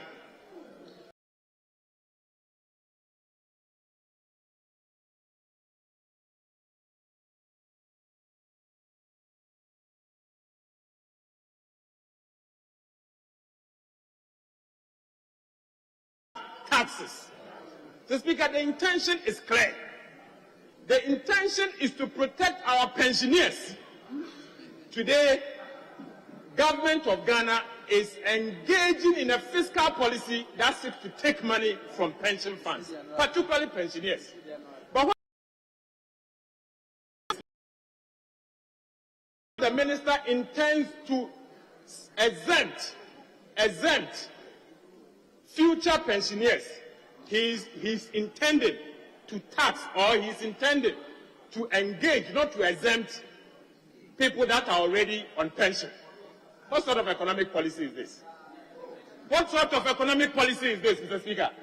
Mr. Speaker, you are exempting future pensioners, but current pensioners, you don't want to exempt them. No wonder, Mr. Speaker, that pensioners are picketing at the Ministry of Finance. Mr. Speaker, 2 days ago, 199,3.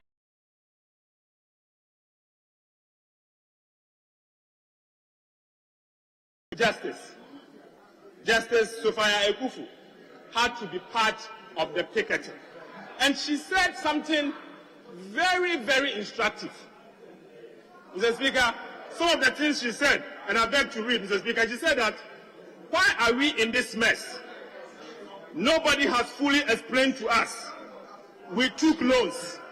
What did we use the loans for? And where is the accountability? Exactly what was it used for?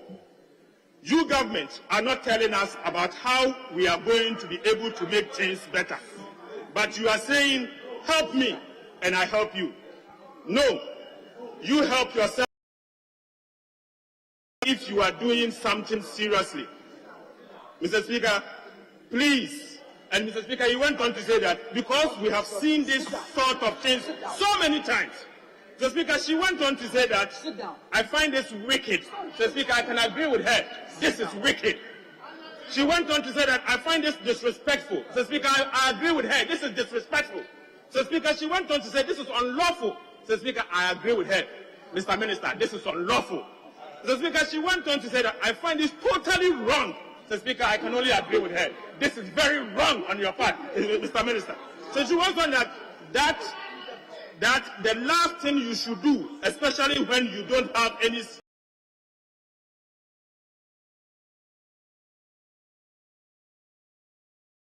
Mr. Speaker, our former Chief Justice went on to say something very instructive and said that this is not Medofua Dadame. She said, Medofu Edimewu. Medofu Edimewu. Medofu Eriame. Medofu Asane. Because we cannot allow a country to be run the way it's being run. So, Speaker, I want to serve notice. I want to serve notice that based on Order 78 of our standing orders, that I wish to give notice, Mr. Speaker, that we, members of this House of the House, will file a motion to invite the House to pass a resolution directing the Minister responsible for finance to exempt individual bondholders and pensioners from the domestic debt exchange. Mr. Speaker, I heard my colleagues say that they have exempted individual bondholders. Mr. Speaker, let him be aware.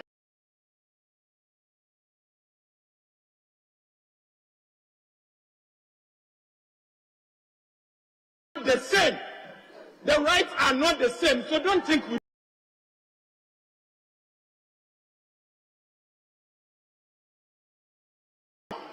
will push for issuer's exemption for the ordinary bondholder, Mr. Speaker, because, Mr. Speaker, we will not allow for someone to engage in reckless borrowing, put the country into a bottomless pit, and then the ordinary person would take the heat out of this. Mr. Speaker, to conclude on this matter, the minister raised 3 critical points in his statement.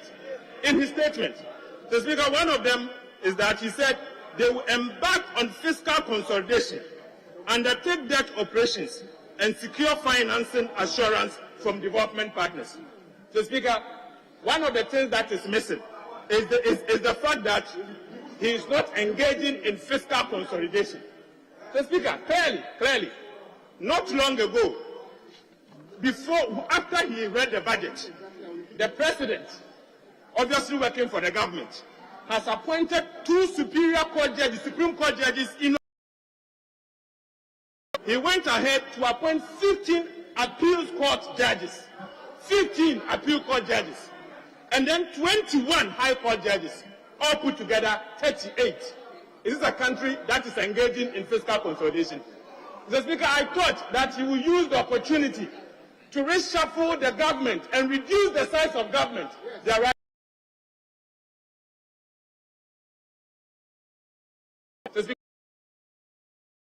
Statement does not point to a government that is engaging in fiscal consolidation. Please, we will not allow you to engage in burden shifting. We will share the burden with you. So we want to tell you that if you want us to pass your loans, pass your taxes, cut first, show us the way. Show us the way that you are ready to share the burden with the people of Ghana before you call on us to approve your taxes. We will allow you to shift the burden to the ordinary Ghanaian. And I serve notice now. So, Speaker, aside that, he went on 29. The Speaker, I read. He said, Mr. Speaker, government is however mindful of the fact that 82.9 billion bonds that were successfully tendered represent 64% of the outstanding stock, which is 130 billion at the end of December 2022. So, Speaker, in one breath, they said that they were able to achieve 80% plus. In another breath, it is actually 64%. In another breath, it's actually 64%. So, who are you trying to deceive? Who are you trying to deceive? It's 64%. That is your success rate, and not 80%. And take note, your own statement. Mr. Speaker, and finally, Mr. Speaker, finally, our minister has said that the SLA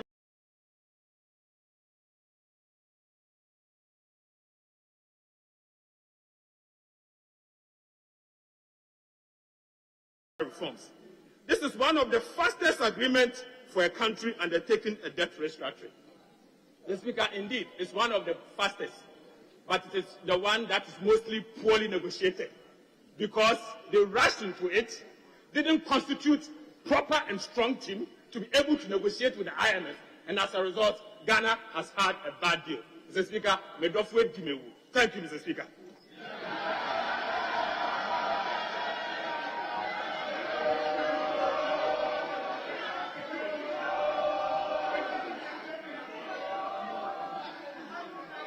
Yes, honorable members,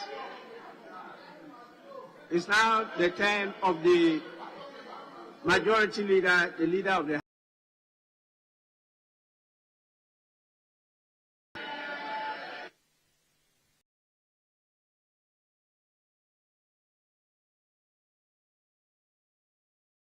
Thank you very much for the opportunity to speak to the statement made in this House by the Minister responsible for Finance.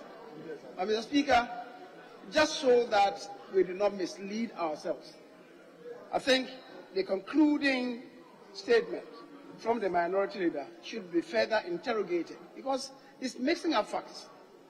The Speaker, in paragraph 26 of what the Minister presented to us, it says, the Ministry of Finance formally launched the domestic debt exchange on 5th December 2022, seeking to restructure about 137 billion Ghana cedis worth of government bonds and notes.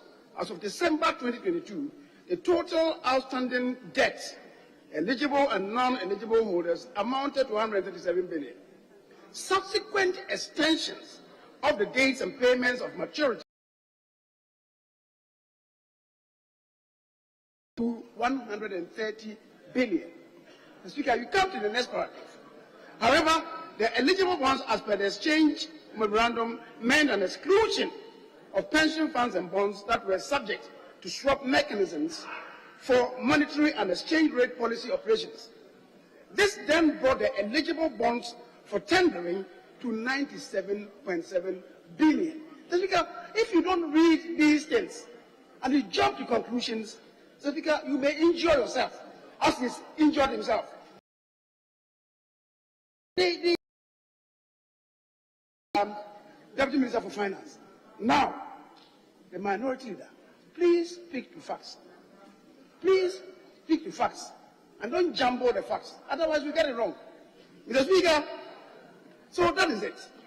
Mr. Speaker, I heard the Honorable Minority Leader, before he began, saying to us that the domestic debt exchange program is the single financial policy he has ever seen since his birth. Mr. Speaker, that might as well be true. But since the birth of the minority leader, has he ever heard of the invasion of a certain disease called corona?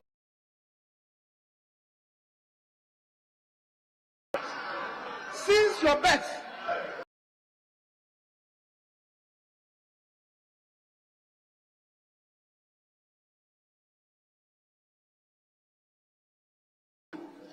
have you ever heard that? And have you ever heard of the repercussions that it's had on the world economy? Mr. Speaker, so let's be truthful to ourselves when we want to relate to this. Mr. Speaker, the borrowing crisis, I allude to that. The Speaker, it includes the banking crisis that this government came and solved. It includes the solution that we offered to the doomsday crisis. The Speaker, fiscal space stripped away incrementally over time since we came, addressing the banking crisis, the aftershocks of the doomsday. The Speaker, they take us to pay contracts that we came to meet. All these contributed.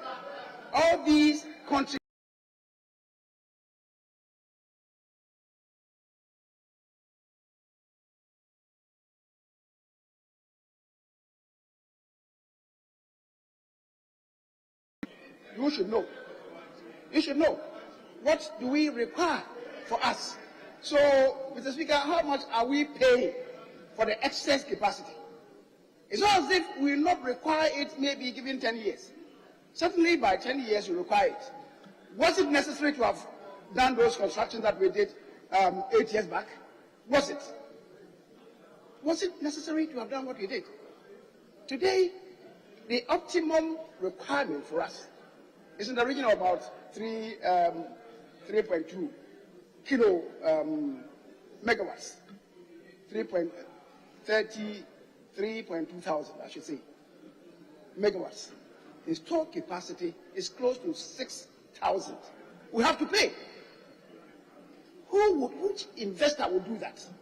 If you're a private person, would you do that? That's what we did. And this nation has to pay for it. Mr. Speaker,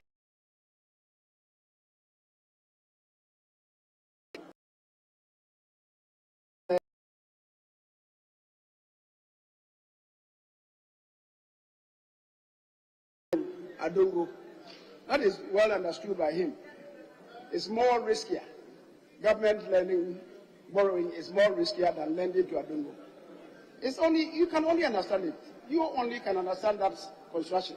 Because that construction is not known to the king. It doesn't exist in the king's language. But it is now riskier. Mr. Speaker, you don't know why he's saying it. You don't know why he's saying it. Because you use the word more and then riskier. So he's combining the two. It doesn't exist in English. Mr. Speaker, so I'll leave. Mr. Speaker, and he says that MPP are the only property-owning Democrats.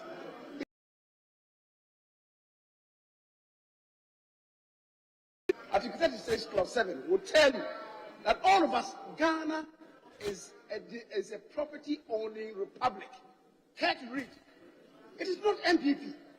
Please, regardless of your socialist antecedents, that is what the referendum was about, and all of us voted for the Constitution of 1992. Mr. Speaker,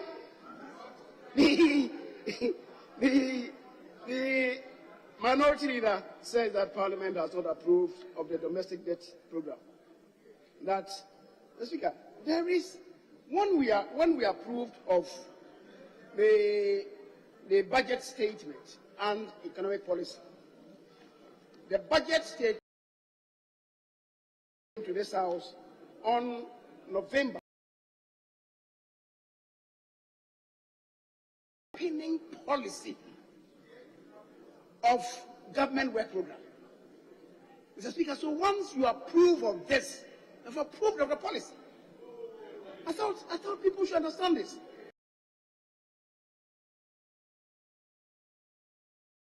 The paragraph that you quoted, Mr. Speaker, and the paragraph 253 to 274. 253 to 274. Read it. It's contained there. And the debt operations are also covered under paragraph 275 to 280. All these are listed there.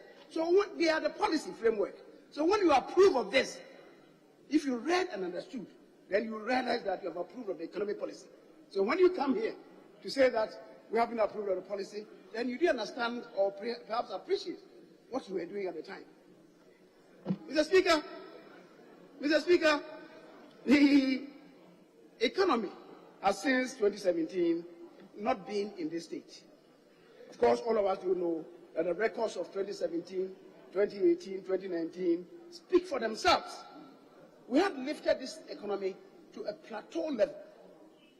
Mr. Speaker, from what existed in 2012, 2013, 2014, and as at the point of exit, 2016, we were plateauing.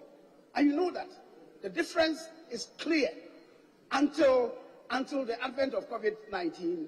And even after COVID-19, Mr. Speaker, look at the growth of GDP in 2021. The economy was bouncing back. It was bouncing back. Then entered 2022.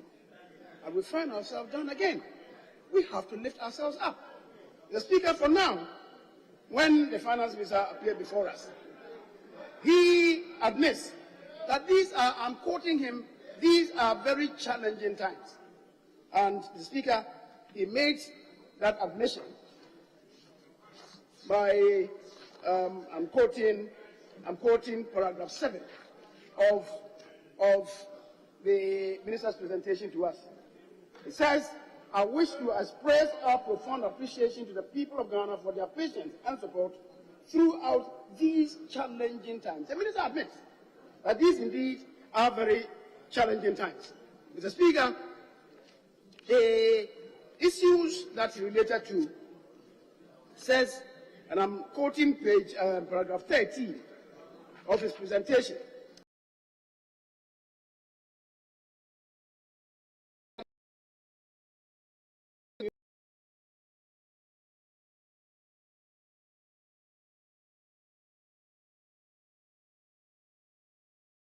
some public servants, some civil servants have been laid off. It didn't happen in Ghana. The minister tells us or reminds us that we have kept the lights on. We have improved key infrastructure and maintained security despite a heightened and increasing risk. The Speaker, last year, here in Parliament, we're telling ourselves and urging the minister responsible for defense and the interior and the national security ministers that in spite of our predicaments, they to protect this country. The Speaker, that is against all odds. Other countries that you are citing are not having those difficulties. That is what we should remind ourselves. We cannot afford to lower our guards, even in the face of these huge challenges.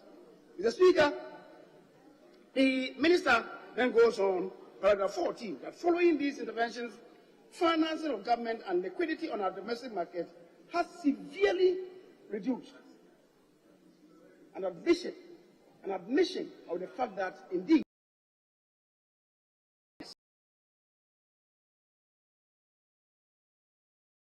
for us, and we must be sympathizing with the Minister of Finance, where we are as a country. Mr. Speaker, the Minister then goes on to tell us that government undertook internal debt sustainability, which defined public debt to include publicly guaranteed debt of the central bank, partial non-guaranteed. This analysis revealed that public debt exceeded 100% of our GDP, and debt servicing accounted for more than half of total government revenues and almost 70% of tax revenues. This is an open admission. The Speaker, these things have been existing all this while. These things have been existing all this while. Finance ministers have come to this House and rendered accounts to us, not including the debt stock of state-owned enterprises. That is true. For the first time, the Speaker, we are including Extra debts. Are we saying that Extra debts did not exist before 2017? They did exist. Cocoa board debts, they existed before 2017.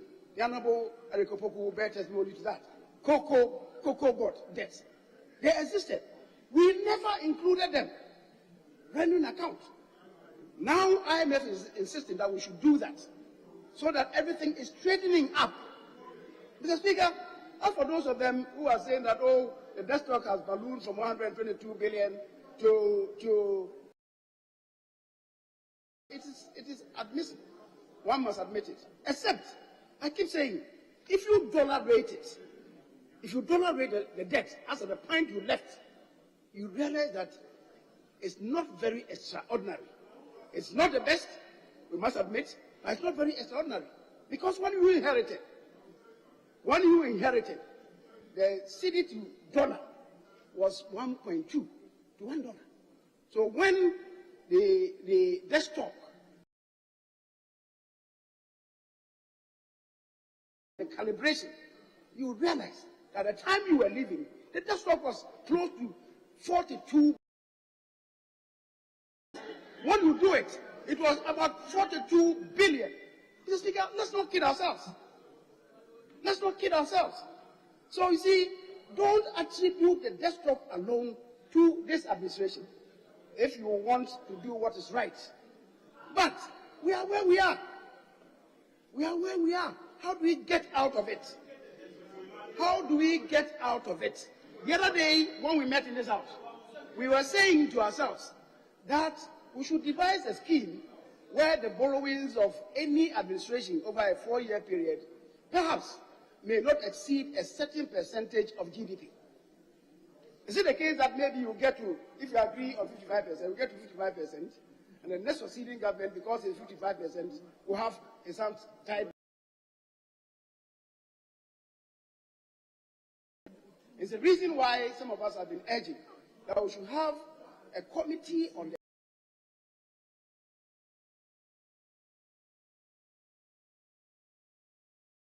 I believe they will listen and understand. Those of them in the flanks who don't understand can make noise. Mr. Speaker, so let's come to the realization that we are where we are, attributable not to one government, but it's a country burden. How do we lift ourselves up? How do we lift ourselves up? So, Mr. Speaker, I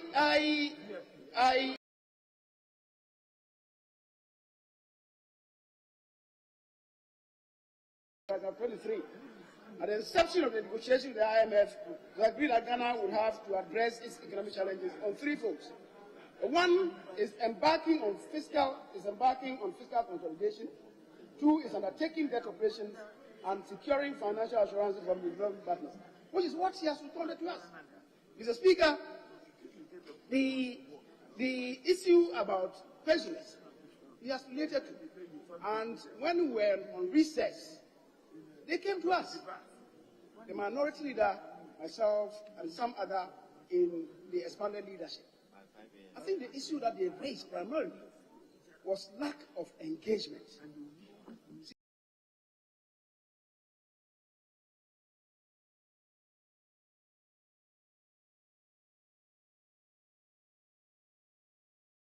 if maybe we had done so earlier, perhaps all these brouhaha would not be cascading to the level that people are talking about.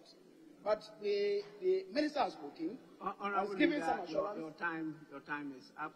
Mr. Speaker, let me leave on borrowed time for a brief while. More than 1 minute. Finally, Mr. Speaker, just to reiterate the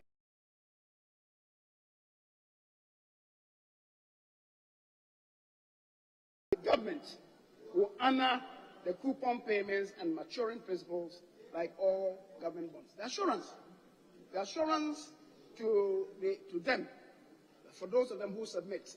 In fact, we must admit that we are in turbulent times.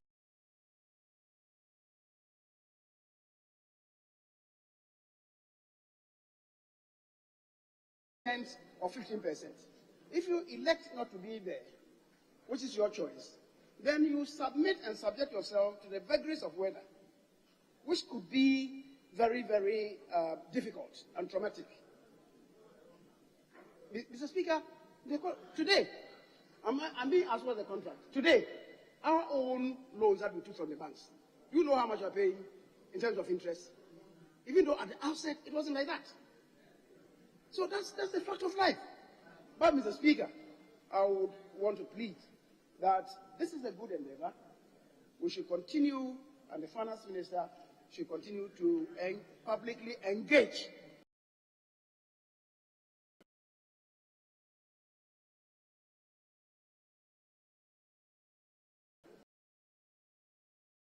we should all be contributing, just as members of parliament are also contributing. And we hope we should be building confidence and trust. Once we open up much more than we have done, or maybe we did initially, people will come to appreciate and agree. And I will strongly urge the minister to continue from here, not end it in parliament, but to continue the public engagement. Mr. Speaker, I thank you, and I thank you for the opportunity. And I believe all of us are wiser today after hearing the finance minister on this domestic debt exchange. I don't want to talk about the legalities that my colleague, the Honorable Mahama, being contracted. I disagree with him totally. It's not a new law, but we can have another platform to debate that. I believe that you are totally wrong in your understanding of the law. I thank you very much.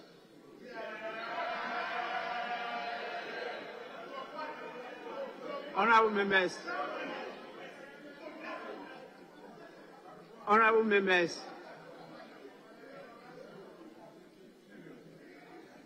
let me, on behalf of the House and all of you, thank the Minister for responding to our invitation to come to brief the House, which he has done comprehensively in a statement. And I want to commend members for the comments.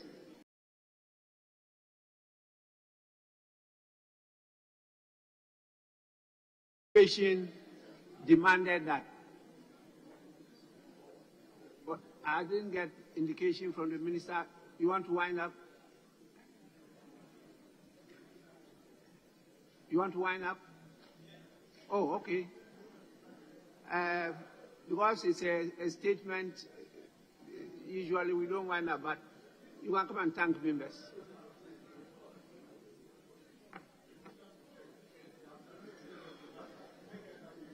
Thank you. Thank you very much.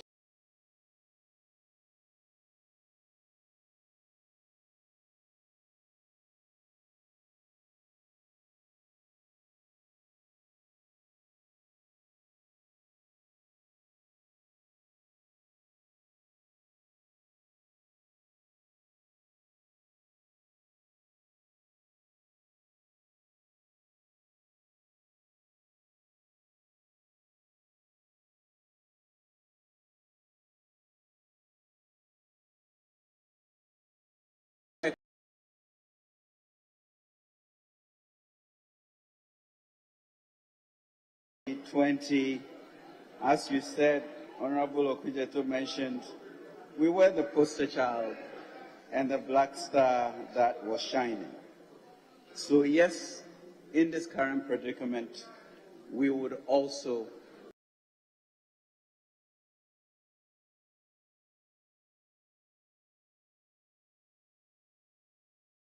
of whether we have negotiated properly or not. Let me be very clear that yes, Sri Lanka might have negotiated and gotten an SLA sometime in August. The consequence of that is that they are still not getting board approval. We can't afford that. We have to get a board approval.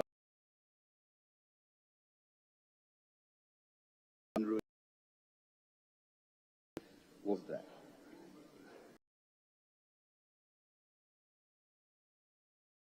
And the impossible triangle of fiscal consolidation, debt treatment,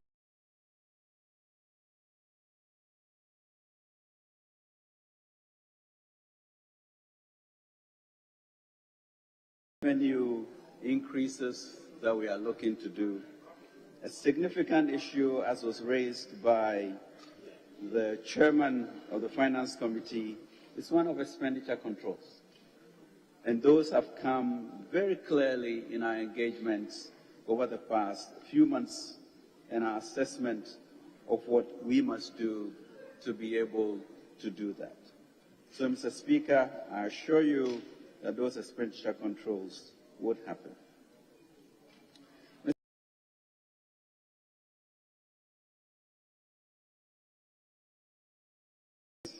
And retirees.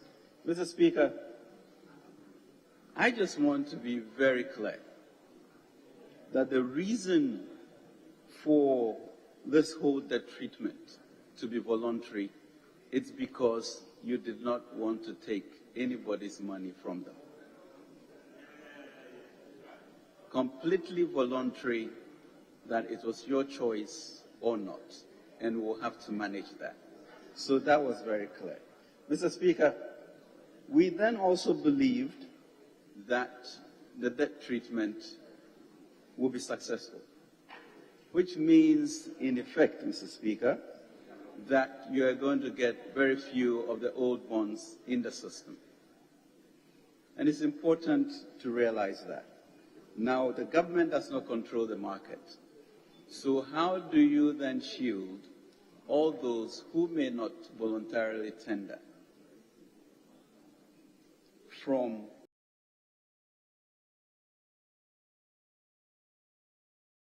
that 80% of retirees' bonds will mature over 5 years? We therefore brought the maturity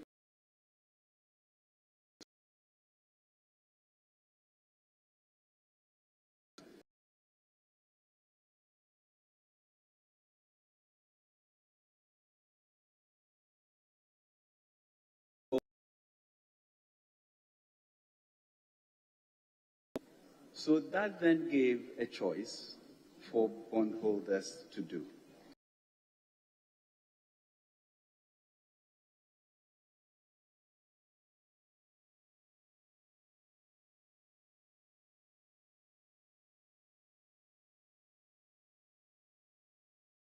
Stating what my colleague, Deputy Minister, mentioned very categorically, that all pension bondholders who opted not to participate in the exercise are exempted from the DDEP.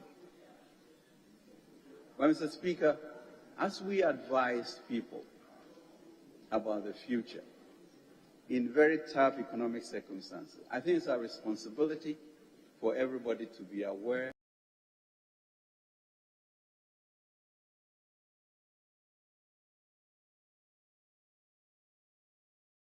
their bonds.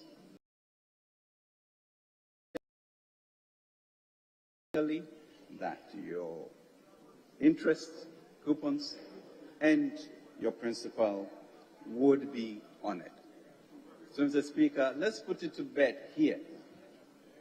The government at no point in time looked at an opportunity to take money from pensioners, because we made it, Mr. Speaker, voluntary. So you can't say that a voluntary exercise deems that I'm taking money from you. Then we gave an option which you were free to take, and most of them legitimately believe that they will hold their bonds to the very end. And if the board are going to hold their bonds to the very end, they don't require any option, which is perfectly fine. And we assured them that, yes, your coupons will be honored, your principal will be honored. Though you've given me that assurance, I still want to hear the word exempt. So yesterday we did that. So please, with the issue, as biblical as it is, protect your orphans and your widows and your old people, yes. That is why it was voluntary from the beginning. No coercion by the state of our people. And our president was very clear about it. Don't go and legislate it in which you then say tomorrow when you wake up, all your bonds have been changed. But make it voluntary so that it's their choice. But subject to market vagaries, and so therefore, what option do you give them? And that's where we came up with 15%, allowed and brought the maturity to 5 years. So you can then begin to ask, what is the problem? And that is where Majority Leader is saying, maybe we did not communicate right. But truly, all of us sitting here, all the hyperbole, all the discourse, this is what the government or the people of Ghana did. And that is fact.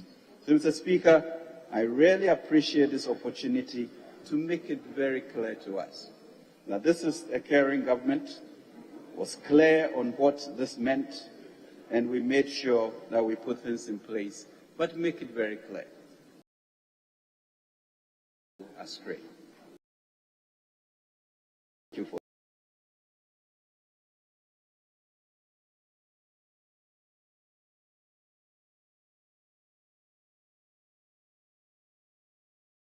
and we need to go to the board fast, and therefore the reasons why we negotiated what we negotiated without apology.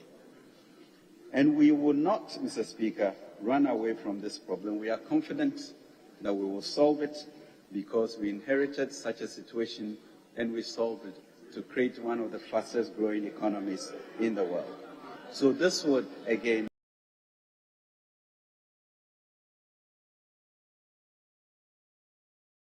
let's rest assured that we will stabilize this economy and get our growth. Honorable members, thank you.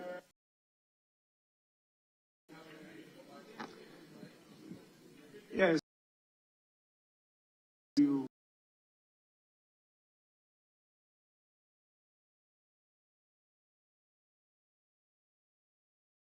Around for the whole of the country, because we are all affected by what happens despite our different political colors. And so anytime you have some of these challenges, this is your home. This is where you should come to. A Jubilee House or the Plaza House represent the state. This house represents the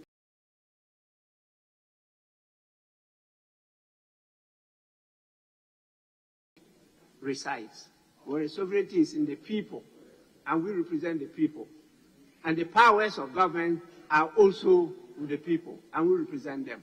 So anytime there's any key issue, like a key policy, you need the approval of this house.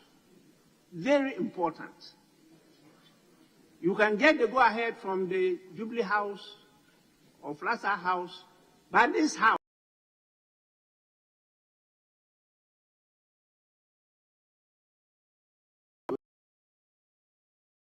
anytime you are having challenges, please, we are always prepared to receive you and to share views with you.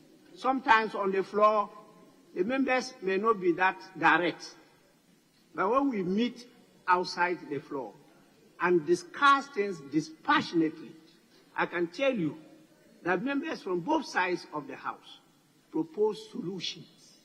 And so those solutions could have helped us in approving something that we ourselves approved without having the full hard information like you've given us today.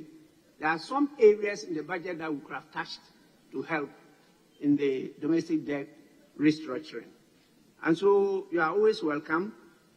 I am fully aware that members know the challenges that we have in this country, major challenges such as waste, major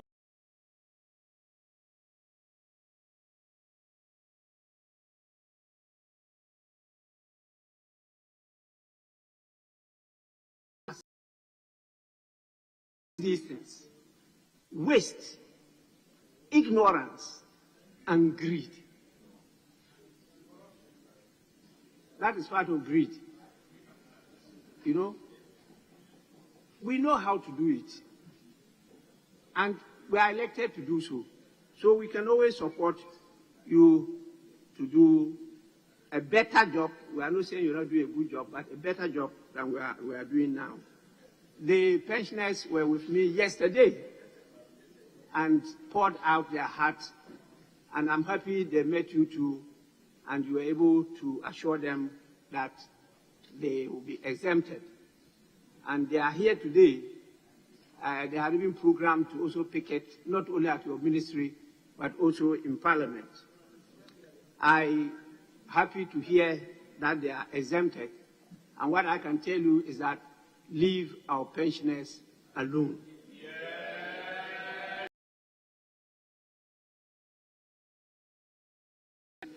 The pensioners, small money that we've given to them. With this,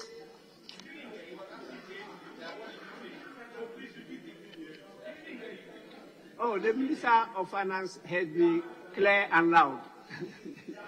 I'm sure he heard what I said. And so, once we have been able to surmount this, House, anytime you want to debate,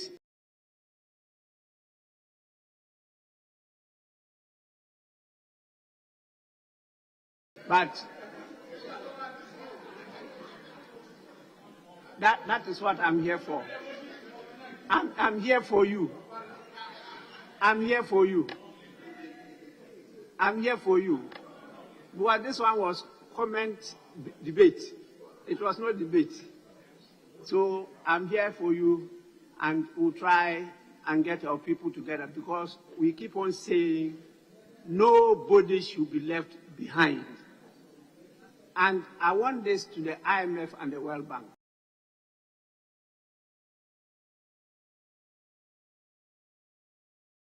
Was in negotiating these things, they should hear from this House, Parliament, and get our stamp. Then they carry the whole country along. When it is only with the executive, then it means that the post-war structures that we establish have outlived their usefulness. And we now have to get new structures, including the United Nations. We have to change those structures to respond to the current realities of our time. That is notice to the IMF and the World Bank. With this, I thank all of you, and I hope that we have done enough for today.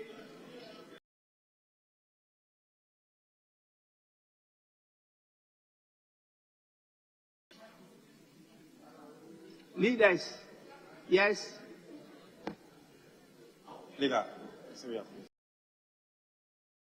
Mr. Speaker, I thought once you have this platform, you were going to refer the statement to the Finance Committee and the Employment Committee and Social Welfare Committee, so that we'll continue the engagement and be able to soften the grounds until we get there.